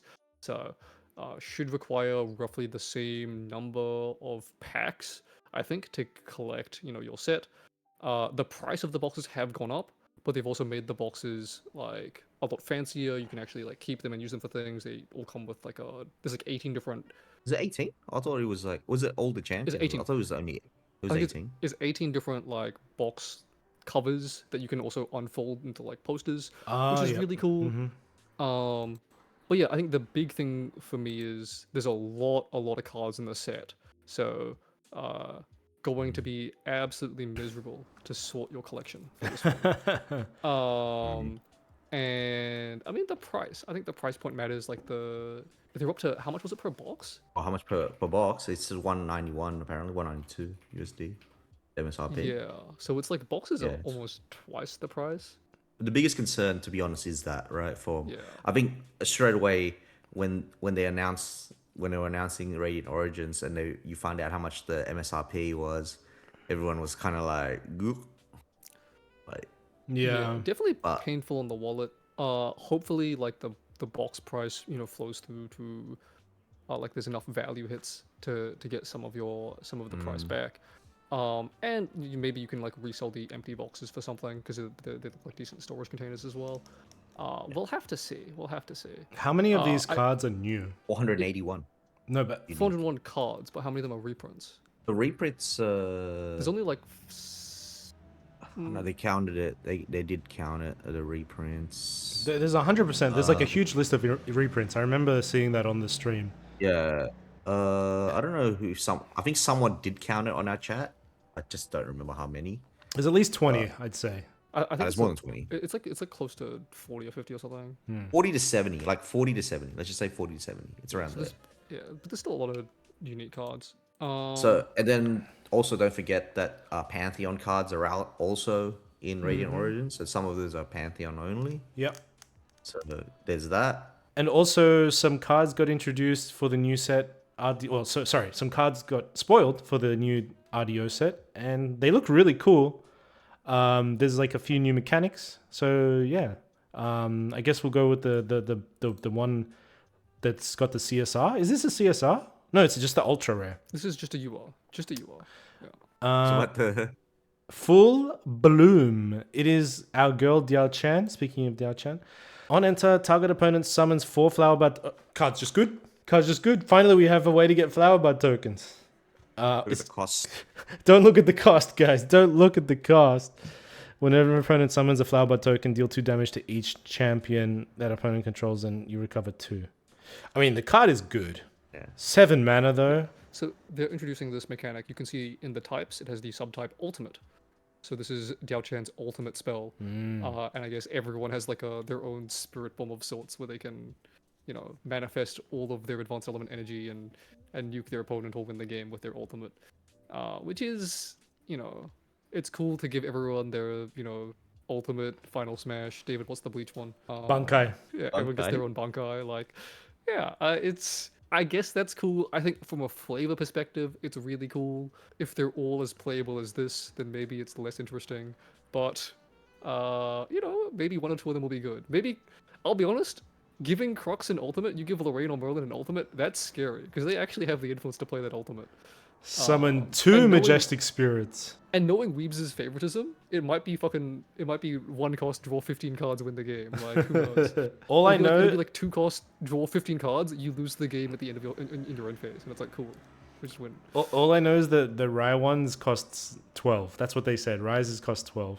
It probably has efficiency. They already, hopefully they already spoiled it? I mean, like, they already kind of mentioned it somewhere? Yeah, because Hyoka was in the stream and he asked the question to Silidar. And Silidar's like, Rise costs 12. Rise costs 12. Interesting. Yeah. The ultimate spell. So, I mean, I like the concept of ultimates for sure. We'll see how well they'll so you implement it. telling Jiao Chen's us? one seems okay. Seems not bad. Seems not good. Are you seems not telling bad. us Seal Oblation will now play 8 arcane cards? I mean, surely there's got to be a way to make this card cheaper, right? 7 is a bit too much for a kind of card that does nothing. It heals 8 and deals 8, right? It's 7 cost that heals 8 deals. Yeah, that is true. It's not that it does doesn't nothing. deal 8 to you. It's just like I feel like you tap out like this late in the game. If you tap out, like you should be dead, versus most decks. Maybe you have like UD on board, so you have UD out, and you have like your permanent tower ring, and then you play this and you deal 8, and this is how you actually win the game after you stabilize with UD. But yeah, You know what this card's good for, guys? Pantheon. I mean, it's good for Pantheon. I'll give you that. and then everyone will just, as soon as you play it, everyone just starts going for you and just OTK you after 3 turns. You You know? should get scatter essenced on the spot. Yeah, that too. But yeah, moving on. Next card. One off. The next one we have Angel Attendant. This is a 2-mana 0/3 Norm Element ally. It has Advanced Imbue 1, which is a new mechanic where you can imbue, but you don't imbue with the same element as the card. You imbue with at least one advanced element. And I am curious if Nullifying Mirror turns that off. Because Nullifying Mirror turns all of the Oh, good question. turns all the cards to Norm, but I don't know if you can be Norm and Advanced Element at the same time. My guess is that it would turn it off. But anyway, it's a 0/3. It has, as long as it's imbued, it has Intercept and it has On Death Draw a card.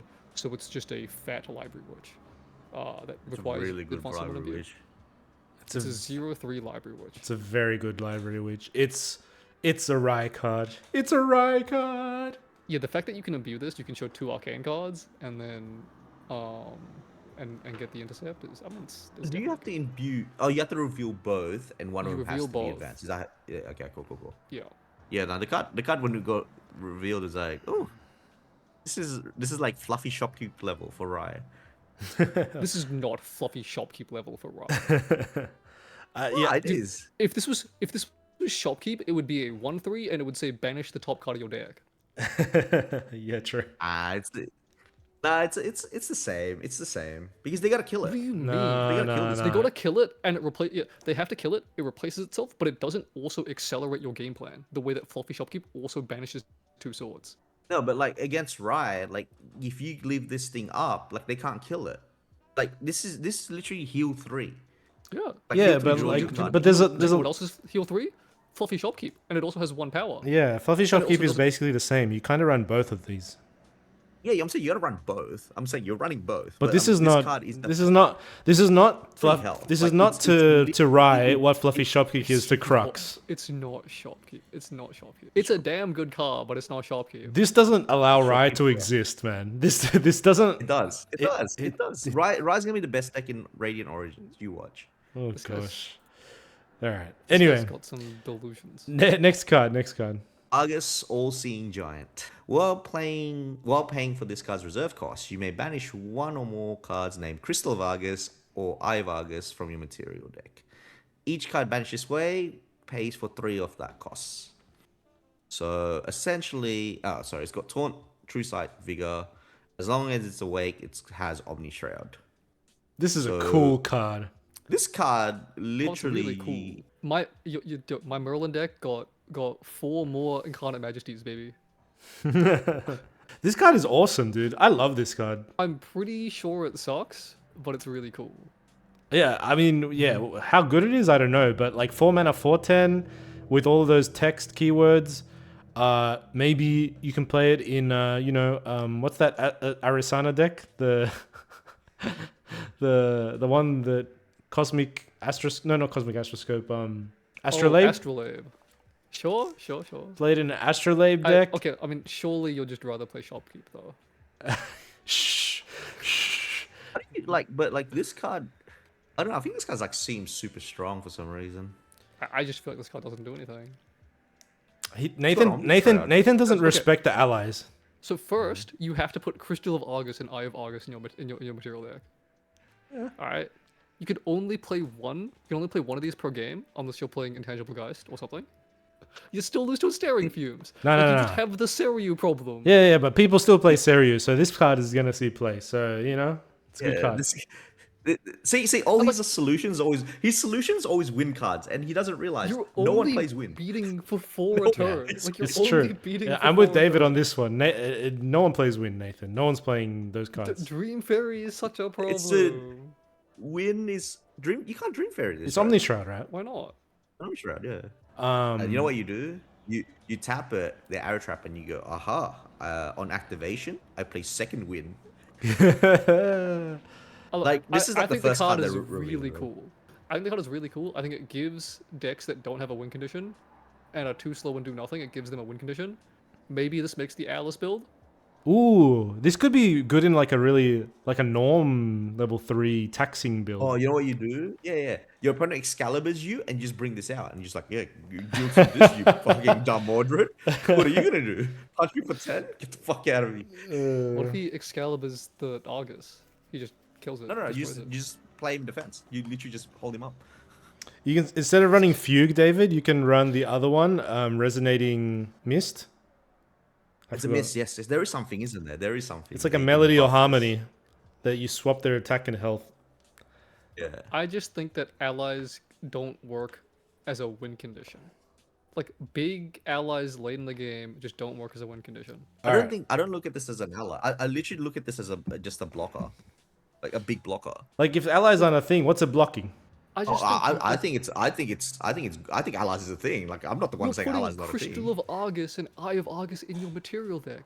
Like Yeah, it that's doesn't that's matter. that's It's a like two cost. That's a Nah, it's cost. fine. That's a not a cost. real cost. Have you ever built a cost. material deck and been like, damn, I'm out of slots? Well, now you gotta put in 2 more Yeah, right.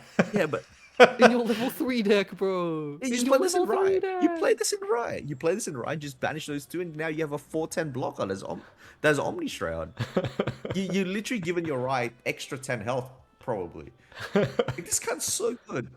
This is a ride buff. This thing is a ride buff, by the way. He's actually rage baiting. He normally doesn't rage bait. Normally he actually believes it. I This am time not he's rage baiting. This time he's rage baiting. Nah, I got him with. This time he's actually. Yeah.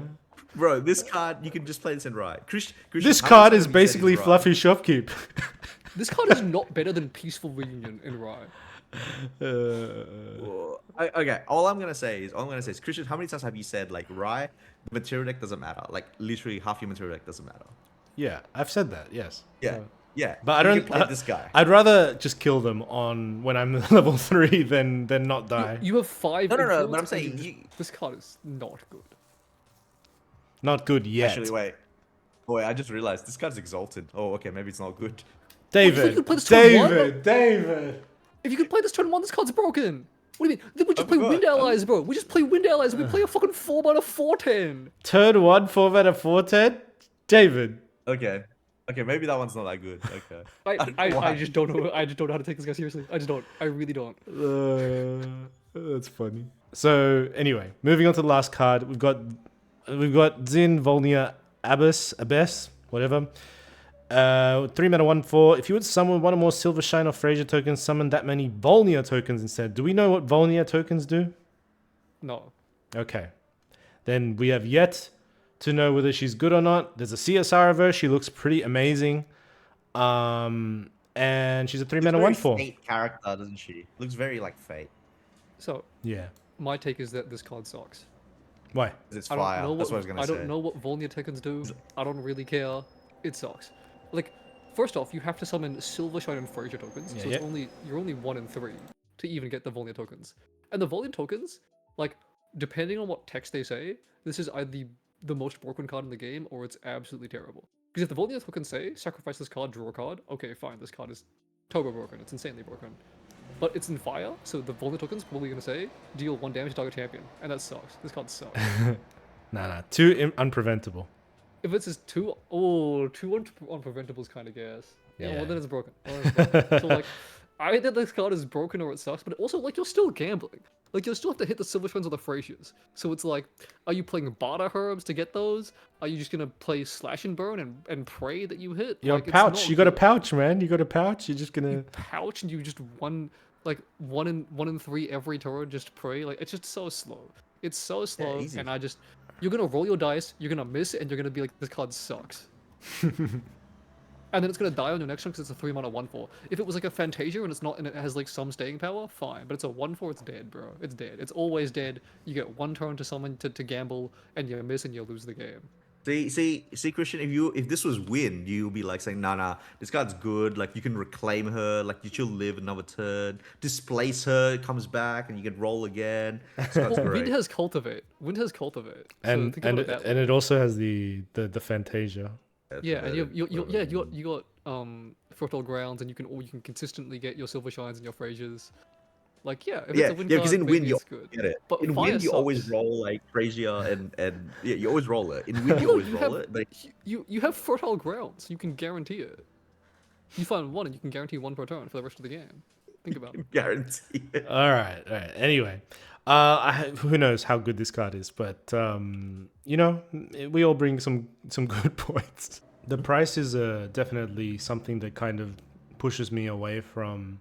Well, I don't buy packs usually, but like now that they're double the price, I'm definitely not. I'm just wondering if we're gonna get these as prizes for locals, and how much will our locals be, you know, to accommodate That's for true.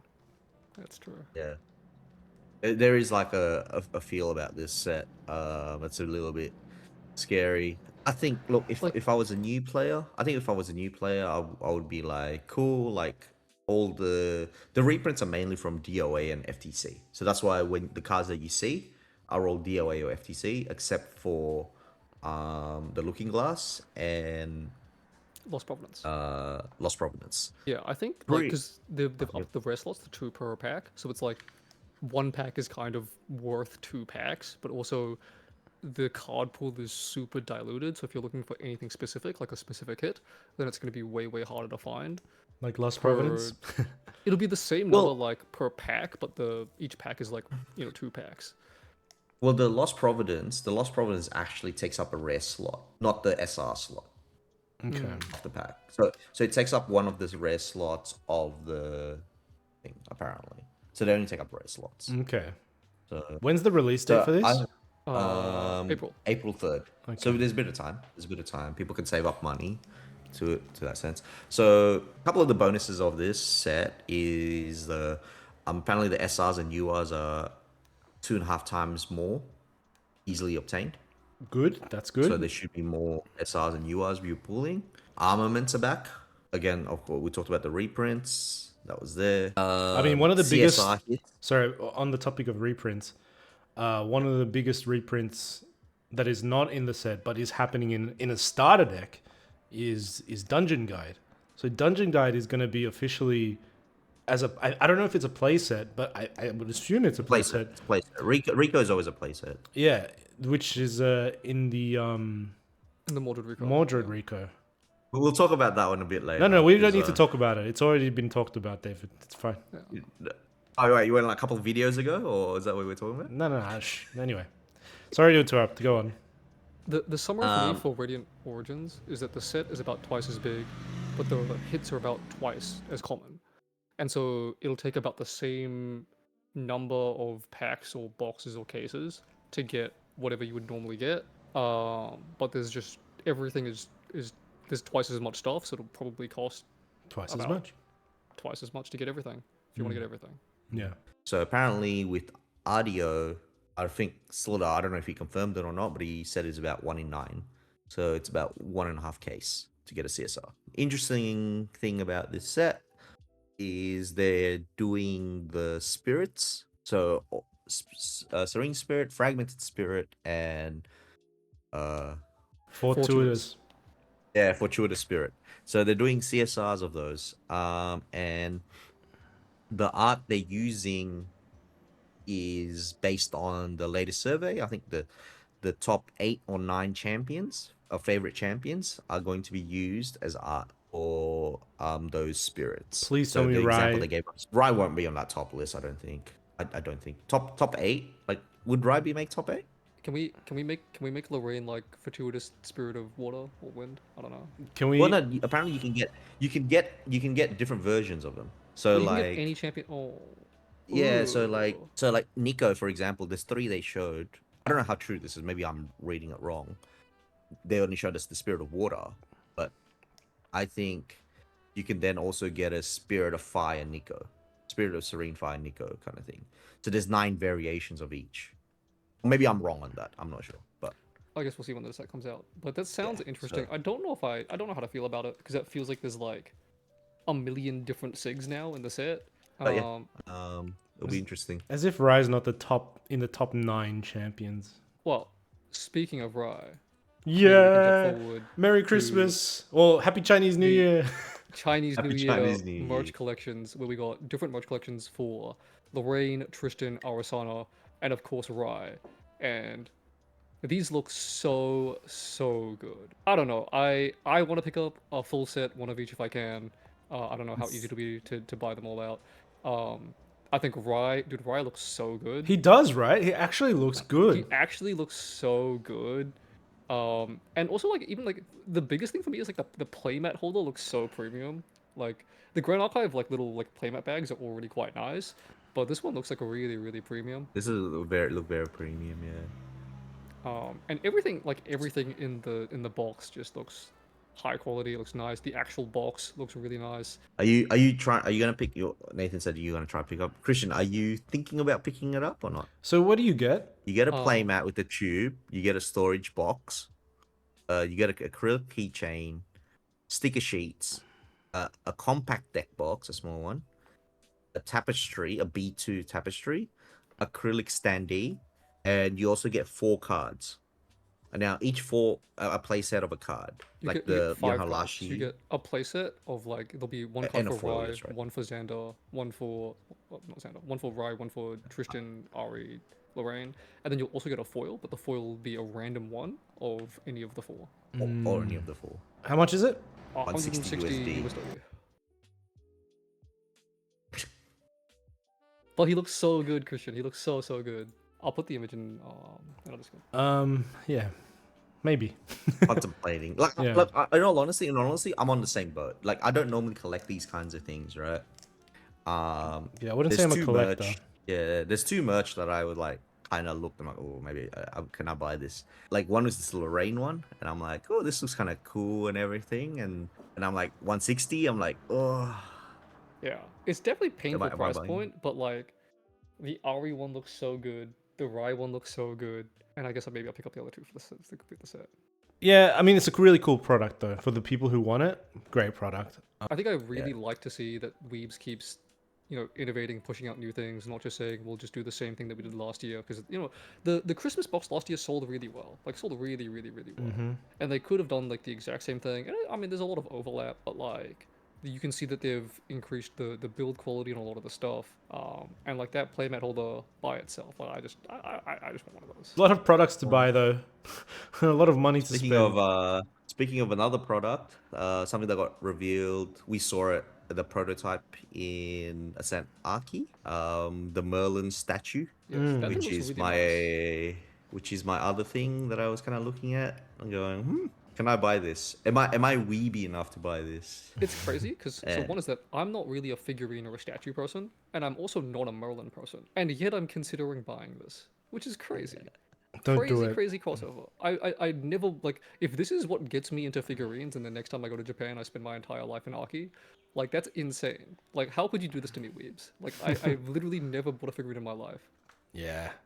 I'm like, I saw this, and then I remember like the funny thing is I mentioned it to my girlfriend about it, and she was like, when we're talking about figurines and stuff, she's like, yeah, like, lucky you don't have these like female figurines and stuff like that. And then this came out, and I'm like, what do I do here?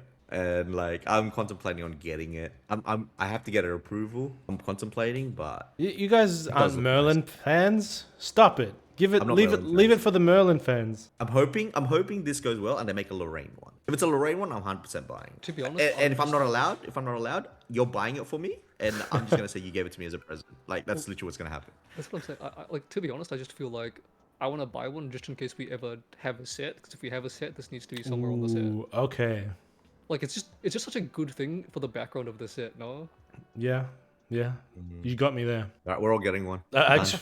We don't need 3. We don't need 3. Yeah. Hold on a second. David, you buy yours, and then we take it out of your house and move it to the set. How about that? Yeah. Okay, cool. Is there anything Yeah. else that got announced?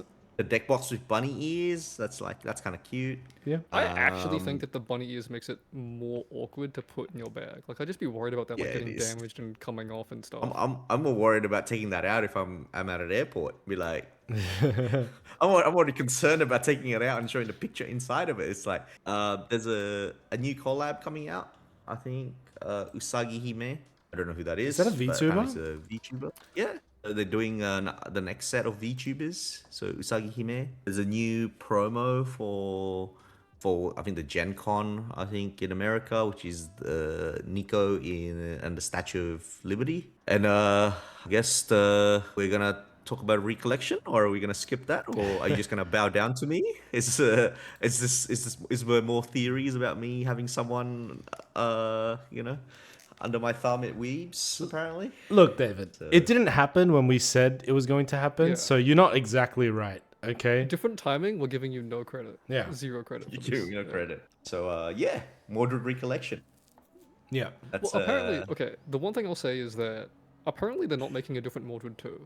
So if that's the case, then Mordred will continue to be like a lineage break champion, which is potentially concerning that we will have a level 2, level 3 with that is also still warrior that has lineage break and can abuse maybe other warriors that I don't know have good on enters at level 1. I don't know. Mm-hmm. a Jin? Yeah, yeah. You go to Jin and then use your Jin class bonus to play the horse that gets you a spear. No, I've always found like the fact that Merlin can abuse other champions every time they release a new champion to be a bit concerning, and if Mordred's gonna be able to do the same thing. I mean, we'll see. Maybe Mordred 1, assuming that they release a Mordred 1, is just so strong for that deck that you have to play it. Weebs has done a pretty decent job of balancing and siloing these things before, so I won't be concerned until I see like actual spoilers. But it is interesting to note that we're gonna have Mordred level 2, which will not have Mordred lineage, going to a level 3 champion. I think like the CSR prices just skyrocketed for Mordred, by the way. Like it went from like literally $50 to like 300 or something. It was pretty Whoa, insane. that's crazy. And I it's think- like- you need to start like putting your money where your mouth is, David. Like if you're gonna bet on Lux and Mordred coming, you should buy up Mordred CSRs. It's true. Like Mordred CSRs. yeah. I don't care about Mordred. I don't have a problem with Lux. I'm the one person that does not have a problem with Excalibur existing in a I'm just warrior saying, Lux like, deck. when you said that Wild the Abyss is getting unbanned, you should have been like, I'm buying all the foil Wild the Abysses. Like, start betting on your predictions, bro. You know, actually push betting up on your it. mouth is. The biggest thing about the Rico also, like I mentioned before, is that you get a playset of dungeon guides, and Frostworn Paladin. Like already, this Rico, everyone needs to buy this Rico. Like, it doesn't matter what The element. funny you thing is play. that price, the dungeon guide itself would pay like is more expensive than the Rico Yeah. price I mean, itself, right? obviously, Like, so, Dungeon Guide will drop, and I mean, this is the best product for new players that they have ever released. Yeah. Like, if you went back in time, you could literally buy a Sylvia Rico and this Rico, and you've got a tier 1 playable deck. These are just cards that have been staples for so long, that have been so hard to get. Even though Dungeon Guide got reprinted, it's such an important card for so many decks that, like, now that there's a surefire way of getting it, and you get the added bonus of having a fully playable deck, and you also get Frostworns, and you also get to crack some packs. You know, it's a really good starting player's Rico box, you know. Really happy about it. Very, very satisfied with this product. Yeah, as far as like being able to build flexibly for like level 3 decks, like Dungeon Guide is so important, and then the only thing that you're like really, really missing is like a good Divine Relic. You know, you want to buy like a Lost Providence or a GCR or something as your big major purchase as a new player, and then from there you can kind of silo into the decks that you want to as you feel like. Yeah. Do you think there's like no other card that's as important to get as Dungeon Guide? Nah. Cross element, cross champion, cross everything. Like it's the one gatekeeper to so many decks. Yeah. if you want to play level 3, like if the game becomes a level 3 deck, then yeah, Dungeon Guide is like so important. And like Weebs have talked about how they're pushing level 3 strategies more, and it's like a multi-step project to send the game more towards level 3 strategies. And they've been doing a good job of that. Like we've seen level 3 strategies be successful and be dominant for the last season. So Yep. Good job, Weebs. I like this one. Excalibur's being bought out everywhere as well. Oh yeah. Do you reckon he'll be Luxem? I think it's 100% Luxem. the art looks very Luxem, But keep in mind, Some guys though, hoping it's Neos. Neos is also yellow, but also like Weebs have said that there's no limit on the number of advanced elements that they're willing to create. So this could be some Ooh. extra advanced element that we haven't seen yet, for sure. True. I don't know if they'll do it with RDO because they already have to fit in so many advanced elements supports into the existing set. Like they could definitely release more advanced elements. The only one that didn't get the Lineage Break champions from set 1 that didn't get any support, like any Rico, is Alan, right? So Just Alan, poor guy, or never loved. the other 3 got support. The other 3 got something. Xander now gets a starter deck as well. So Alan's everyone's time will happy but come. Alan. Alan's time will come. Everyone's thinking it's obviously Loxum because of Excalibur being Mordred level 3 revealed in the SP3 art. Do you guys think it should be pre-banned, or it's the same boat as Merkblade? Like, what are you guys on right now? I think it should be banned immediately. That's it. Get it out of the game. You think it should? Yeah. Okay. Cool. You're telling me that I get to Good to play Reliquary and Excalibur and Loxim in my deck? I don't know. Seems a bit strong. There's no way that second effect of Excalibur should have ever existed. Like, yeah, nah. It's So too strong. you're both saying it's banned, right? You're both saying it's banned. It's just too strong an effect that if it ever resolves. So are you Look saying it's banned or like Cat 2? For a Like same as Merc. two-cost? So you're saying banned. I mean, I wouldn't be surprised if they put it Cat 2, but like, Yeah, me either. But I it just will don't get think it's banned. fun. Like, I just don't want to see it in the game. Like, Yeah. it's just not fun. I don't care if it's strong or not. It's just not fun. Which it is, and it is stronger than other cards on the ban list. So I'm just gonna say, yeah, it's getting banned. You telling me Crystal of Empowerment is more powerful than Excalibur? Like, unless Crystal the rest of the Empowerment's a powerful champion card. is absolutely shit. Like, let's be real. Like, if Jin was good, like they would have banned a Chalice of Blood. Yeah. Nah, that's definitely true. If Jin was like really OP. So like, if Mordred is just really, really bad, I mean, maybe they don't ban Excalibur. Sure. Well, like that's the thing, right? Like you're getting a playset of dungeon guides. You're getting like just looking at it from a I guess like selling side of things, like Weebs making profit side of things. Like you've got the dungeon guides, you got the Frostfawn. Like that deck doesn't have to be good. Like it still sells out, right? I think I hope that's not the case.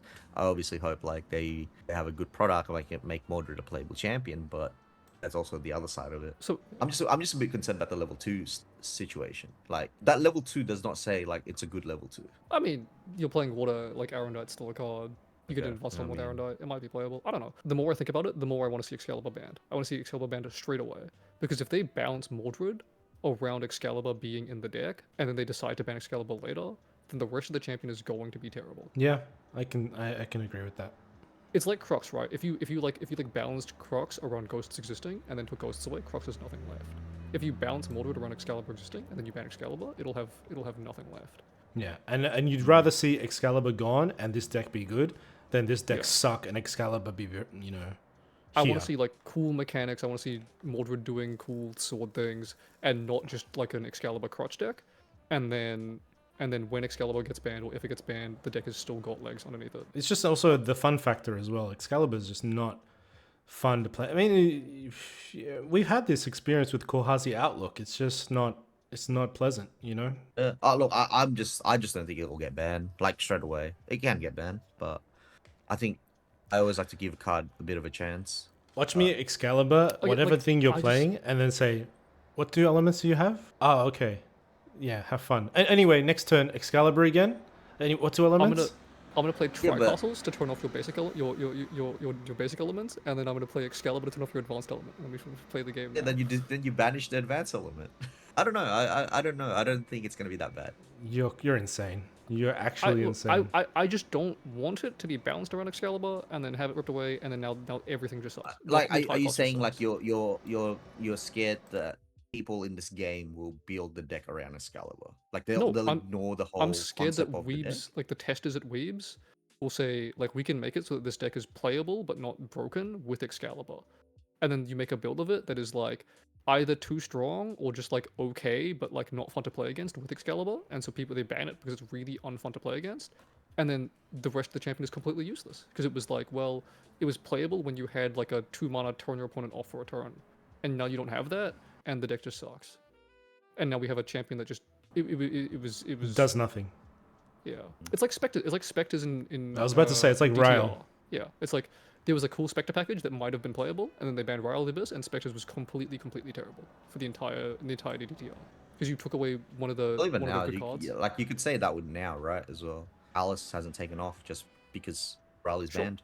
Sure, but that's what I'm saying. It's like, I don't want them to. But if Ryle was in the game, would Spectres be played?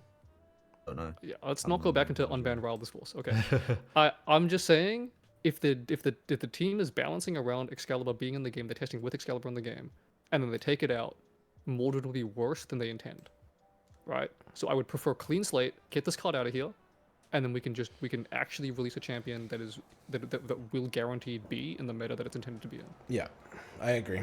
All I'm saying is like I think Mordred, because I find like everyone's talking about the Excalibur getting Excalibur. One, they got to draw Excalibur. That's one. That's not a Like- good argument. You can No, but I'm saying that one, it's that's what you're doing. Two is like if you're gonna turbo to 3 to do Excalibur, then it's like you got nothing else anyway. It's not you about can't really turboing to Excalibur either. It's just literally just And having then it. The card is Three- just strong. The card has got raw stat line. The card is strong. It does too many Yeah, but I'm things. just saying like 3, you just play Rye and you win the game. Again, like you win against Mordred if you play Rye, Do you? right? That's actually a thing. Bro, if they Excalibur use, they call Norm and Arcane, how do you win? They can't call Norm. Yeah, but they can't kill you. Like you. I don't know. I just don't think like you can kill you. Like if you're gonna play this Excalibur lock deck, you're not gonna kill them. It's not a it's not a Yeah, it's, you're it's playing not a lock deck, dude. It's like just a good deck with one of the most broken cards in the game in it. Like you're not strategy. trying Your to- strategy doesn't revolve around Excalibur. We're not trying to Excalibur loop you. The card is just too strong by itself on a power level thing. You talk about like Mercblade like not getting banned and it going to Cat 2 instead, and it worked out fine. But I think I would prefer a world where they just banned Mercblade and they made Merlin stronger.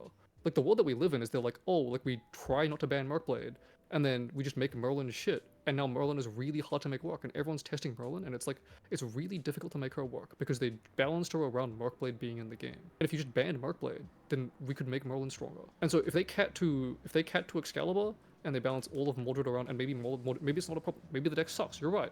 Maybe the deck is like you play Excalibur, you do nothing else, and you lose to every champion in the game. And you're right, that sucks. But I don't want to live in that world.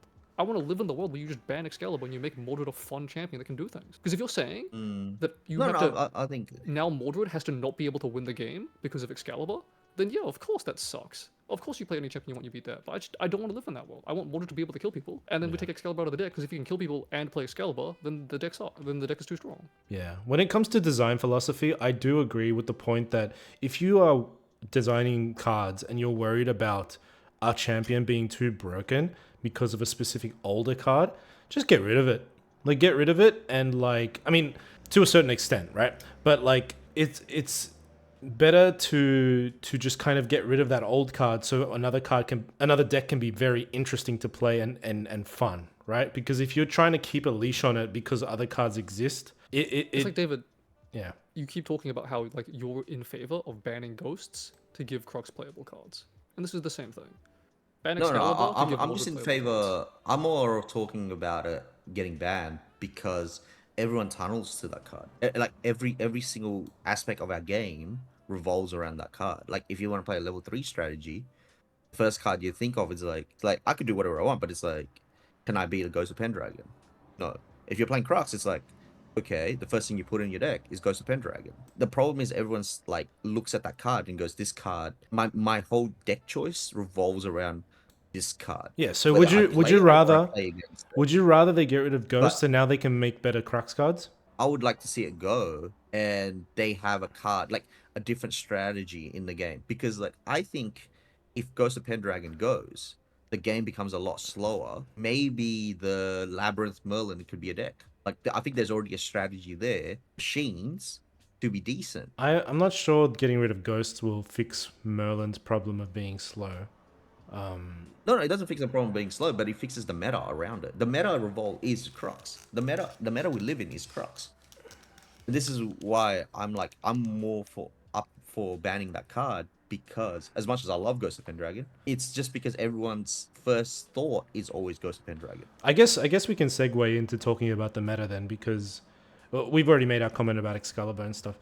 You think the meta's all Crux? I think it's still Crux. I think the meta hasn't changed. I think the meta hasn't changed from DTR. I just think decks became a lot stronger. The thing is like the decks that got introduced, the two champions that got introduced, Alice and Merlin, are not fast enough. Alice, because she lost Ral the Abyss, in my opinion. And Merlin, I think the meta is just too fast for her. The only deck that kind of got a boost, in my opinion, is CL with Foe's Awakening. We've been seeing like Topsy Decree getting played to beat the Foe Awakening deck, giving yourself Spell Shroud and banishing the foe before they can omen it. You see Crux playing Palvo Sword to banish graveyards. I think like the decks that were strong just got more support. The decks that were new are not good enough. So I think the meta still revolves around Crux, in my opinion.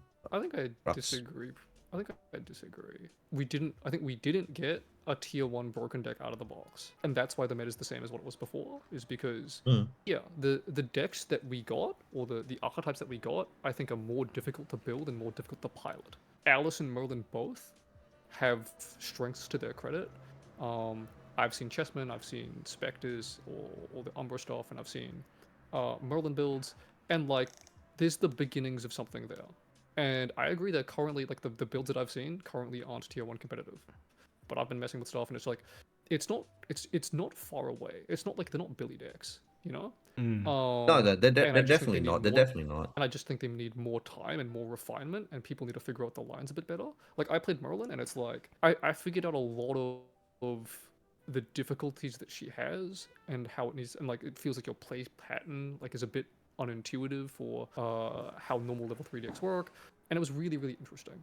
And I just think you need more time with the champion to figure it out. And yeah, like there are small upgrades to old decks, and if you want to win in the first week of the season, the best thing to do is always to take the best deck from the last meta, chuck a couple cards in, and then, you know, you've got a refined, optimized list. And I think we just haven't seen the refined and optimized lists for the new champions and new archetypes yet. Like, I'm not saying like this is going to be the whole meta. I'm just saying like at least for Ascent Manila and probably for Ascent London, I will say it's still going to be Crux dominant.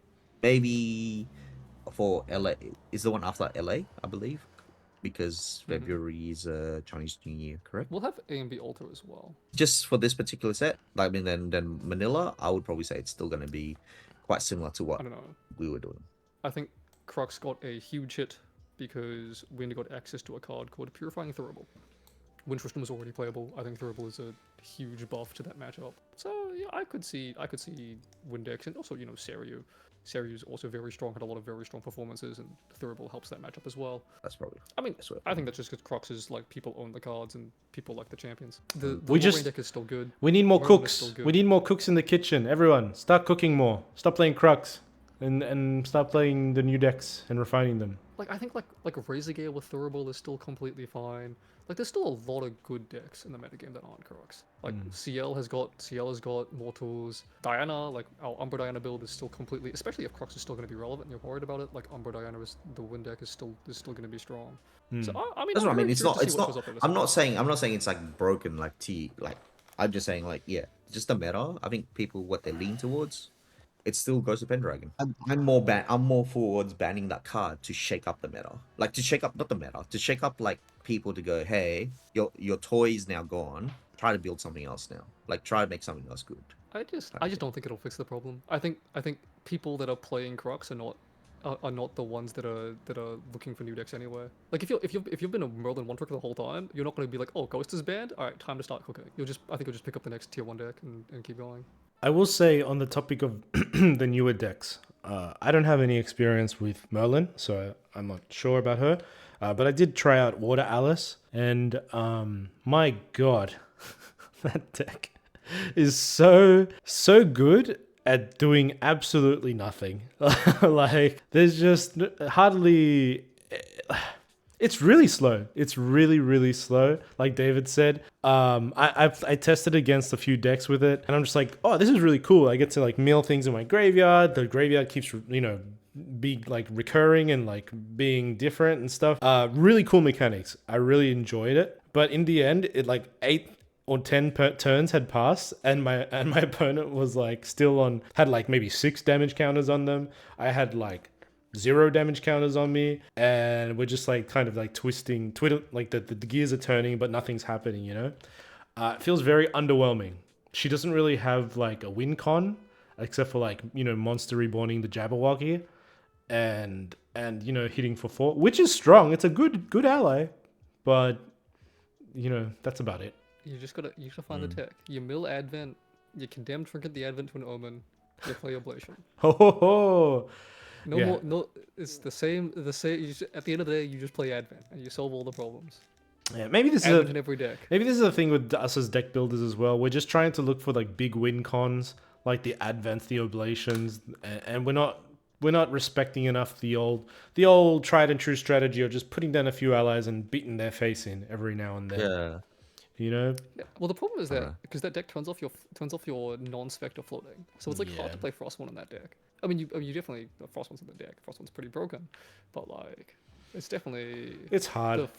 the graveyard stuff. I mean, only like being that's the card spectres you're is missing. You're very missing the limited. Rile the Abyss, right? I think that Well, that you're deck in- is missing you're in that. water. Water. You're in water. Well, You're not playing well, the Abyss. Yeah. You're playing you should Lunar just play the Fire Abyss. and play Rile the Abyss.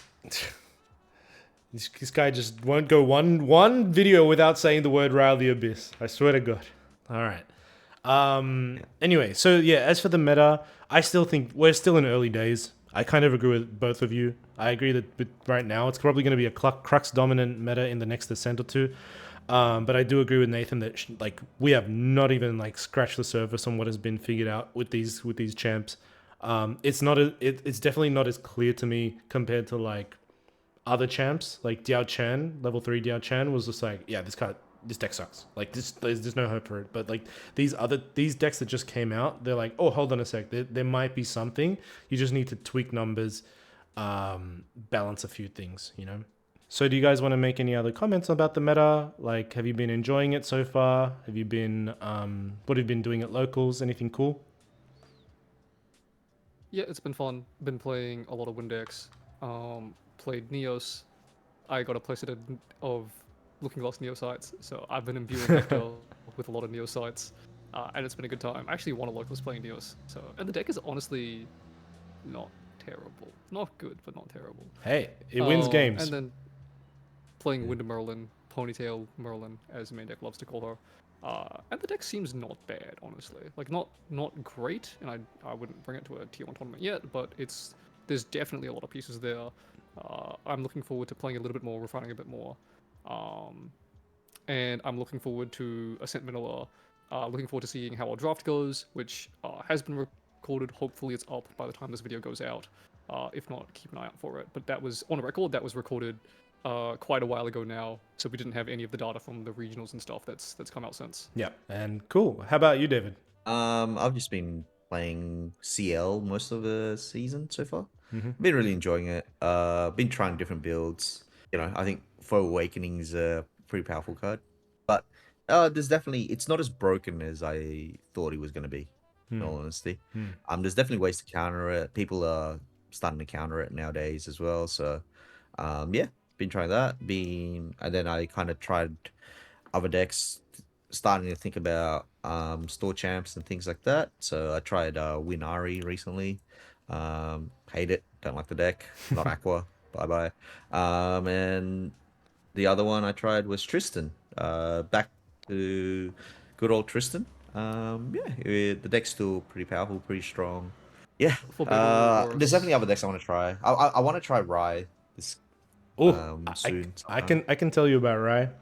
So yeah, I've been playing Norm Rai with the new spirit, the spirit of purity. Is that what it's called? Dirty. Yeah, and I gotta say, it's so good in Rai. It's actually, it makes just lines so much more possible and probable in the deck. The problem with Rai before was just inconsistency of getting to, that crucial level 8, where, sometimes you're just not going to be able to banish Arcane to level up, and you're going to miss out on 1 or maybe 2 if you're unlucky, right? So you'll be level 6 or level 7, and then it makes your careful studies really awkward, or it makes other things really awkward. But the Spirit of Purity just makes everything just so much smoother. You're basically guaranteed to be level 8 now, which is so important. Unfortunately, it means you're Norm, so you can't play Fireball, you can't play, Disorienting Winds and things like that. Do you need those cards? Not necessarily. It's just I don't know. I really don't know what. I really don't know what is the best color for Rye right now. But Norm seems like a really solid choice. You can just run Shopkeeps. You can just run Mnemonic Charms. You know, there's Woolbrook, the new card, which I'm not a huge fan of at the moment, but it's good. It's not bad.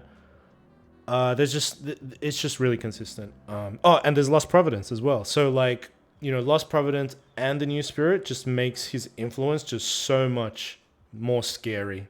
Shit, I'm going on a rant about Rye, but I love it. This is a mini deck tech already, but I think there is you're planning a deck tech. So Yeah. maybe if you Yeah. want to hear more, I'll subscribe stop to the there. channel. Keep an Yeah. eye out for that. Yeah. Norm Rai. So TLDR. Christian just says Norm Rai is very good. It is Yeah. good. Like it's not a deck to be slept on. Yeah, no, definitely. I want to try Fire Rai because I think like there's something there as well for it, but Yeah. we'll see. But yeah, that's what I've been playing with. Having a good time at locals. Looking forward to seeing what else is going to be played.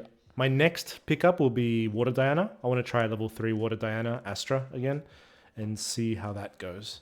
It was scary actually. I will say. I played against Daniel on Monday. Like, and I thought like I'll just go level 3 Tristan.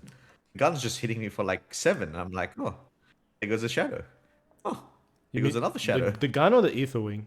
Like the attacks, right? Her attack. It's Yeah, literally yeah. just like It's Aethel Diana. Yeah. Aethering Dino, right? So, oh, sorry, Aethering Dino, yeah. And it was just like He plays the new range card? bullet that makes another gun, so he has infinite guns. He plays the Cosmic Focus to get range 4, so he can always hit for a lot of damage. Oh, that's every cool. He's like- range swing for a lot. He's literally just like oh range, and I'm like how much is that coming in for? And he goes this is coming in for 15. And I'm like oh I think I'll redirect. Thank you. Okay, so cool. It sounds like a pretty fun deck then. No, it did seem strong. But yeah, no, I think it's gonna be great. Yeah. The meta still like hasn't been solved yet, right? Everyone's just playing their usual decks, but Yeah. I think there's definitely something there. I'm having fun. I think there's like something for all of 3 of us in this set, except for maybe Nathan. I don't know. Wind always finds a way. Okay. Thurbal is good The enough. name of the wind is ever changing, but we find a way. But definitely, I'm enjoying this meta much more than the Rail meta when Rail first came out. Anyway, I'm not going to discuss that card anymore. So, that's it. Those are our closing thoughts. Thanks for sticking with us this whole time, guys. We really appreciate it. We hope you have a happy new year. And we'll see you in the next year. Hopefully more GA. Great GA content to come. And yeah, see you next time. Bye. Bye.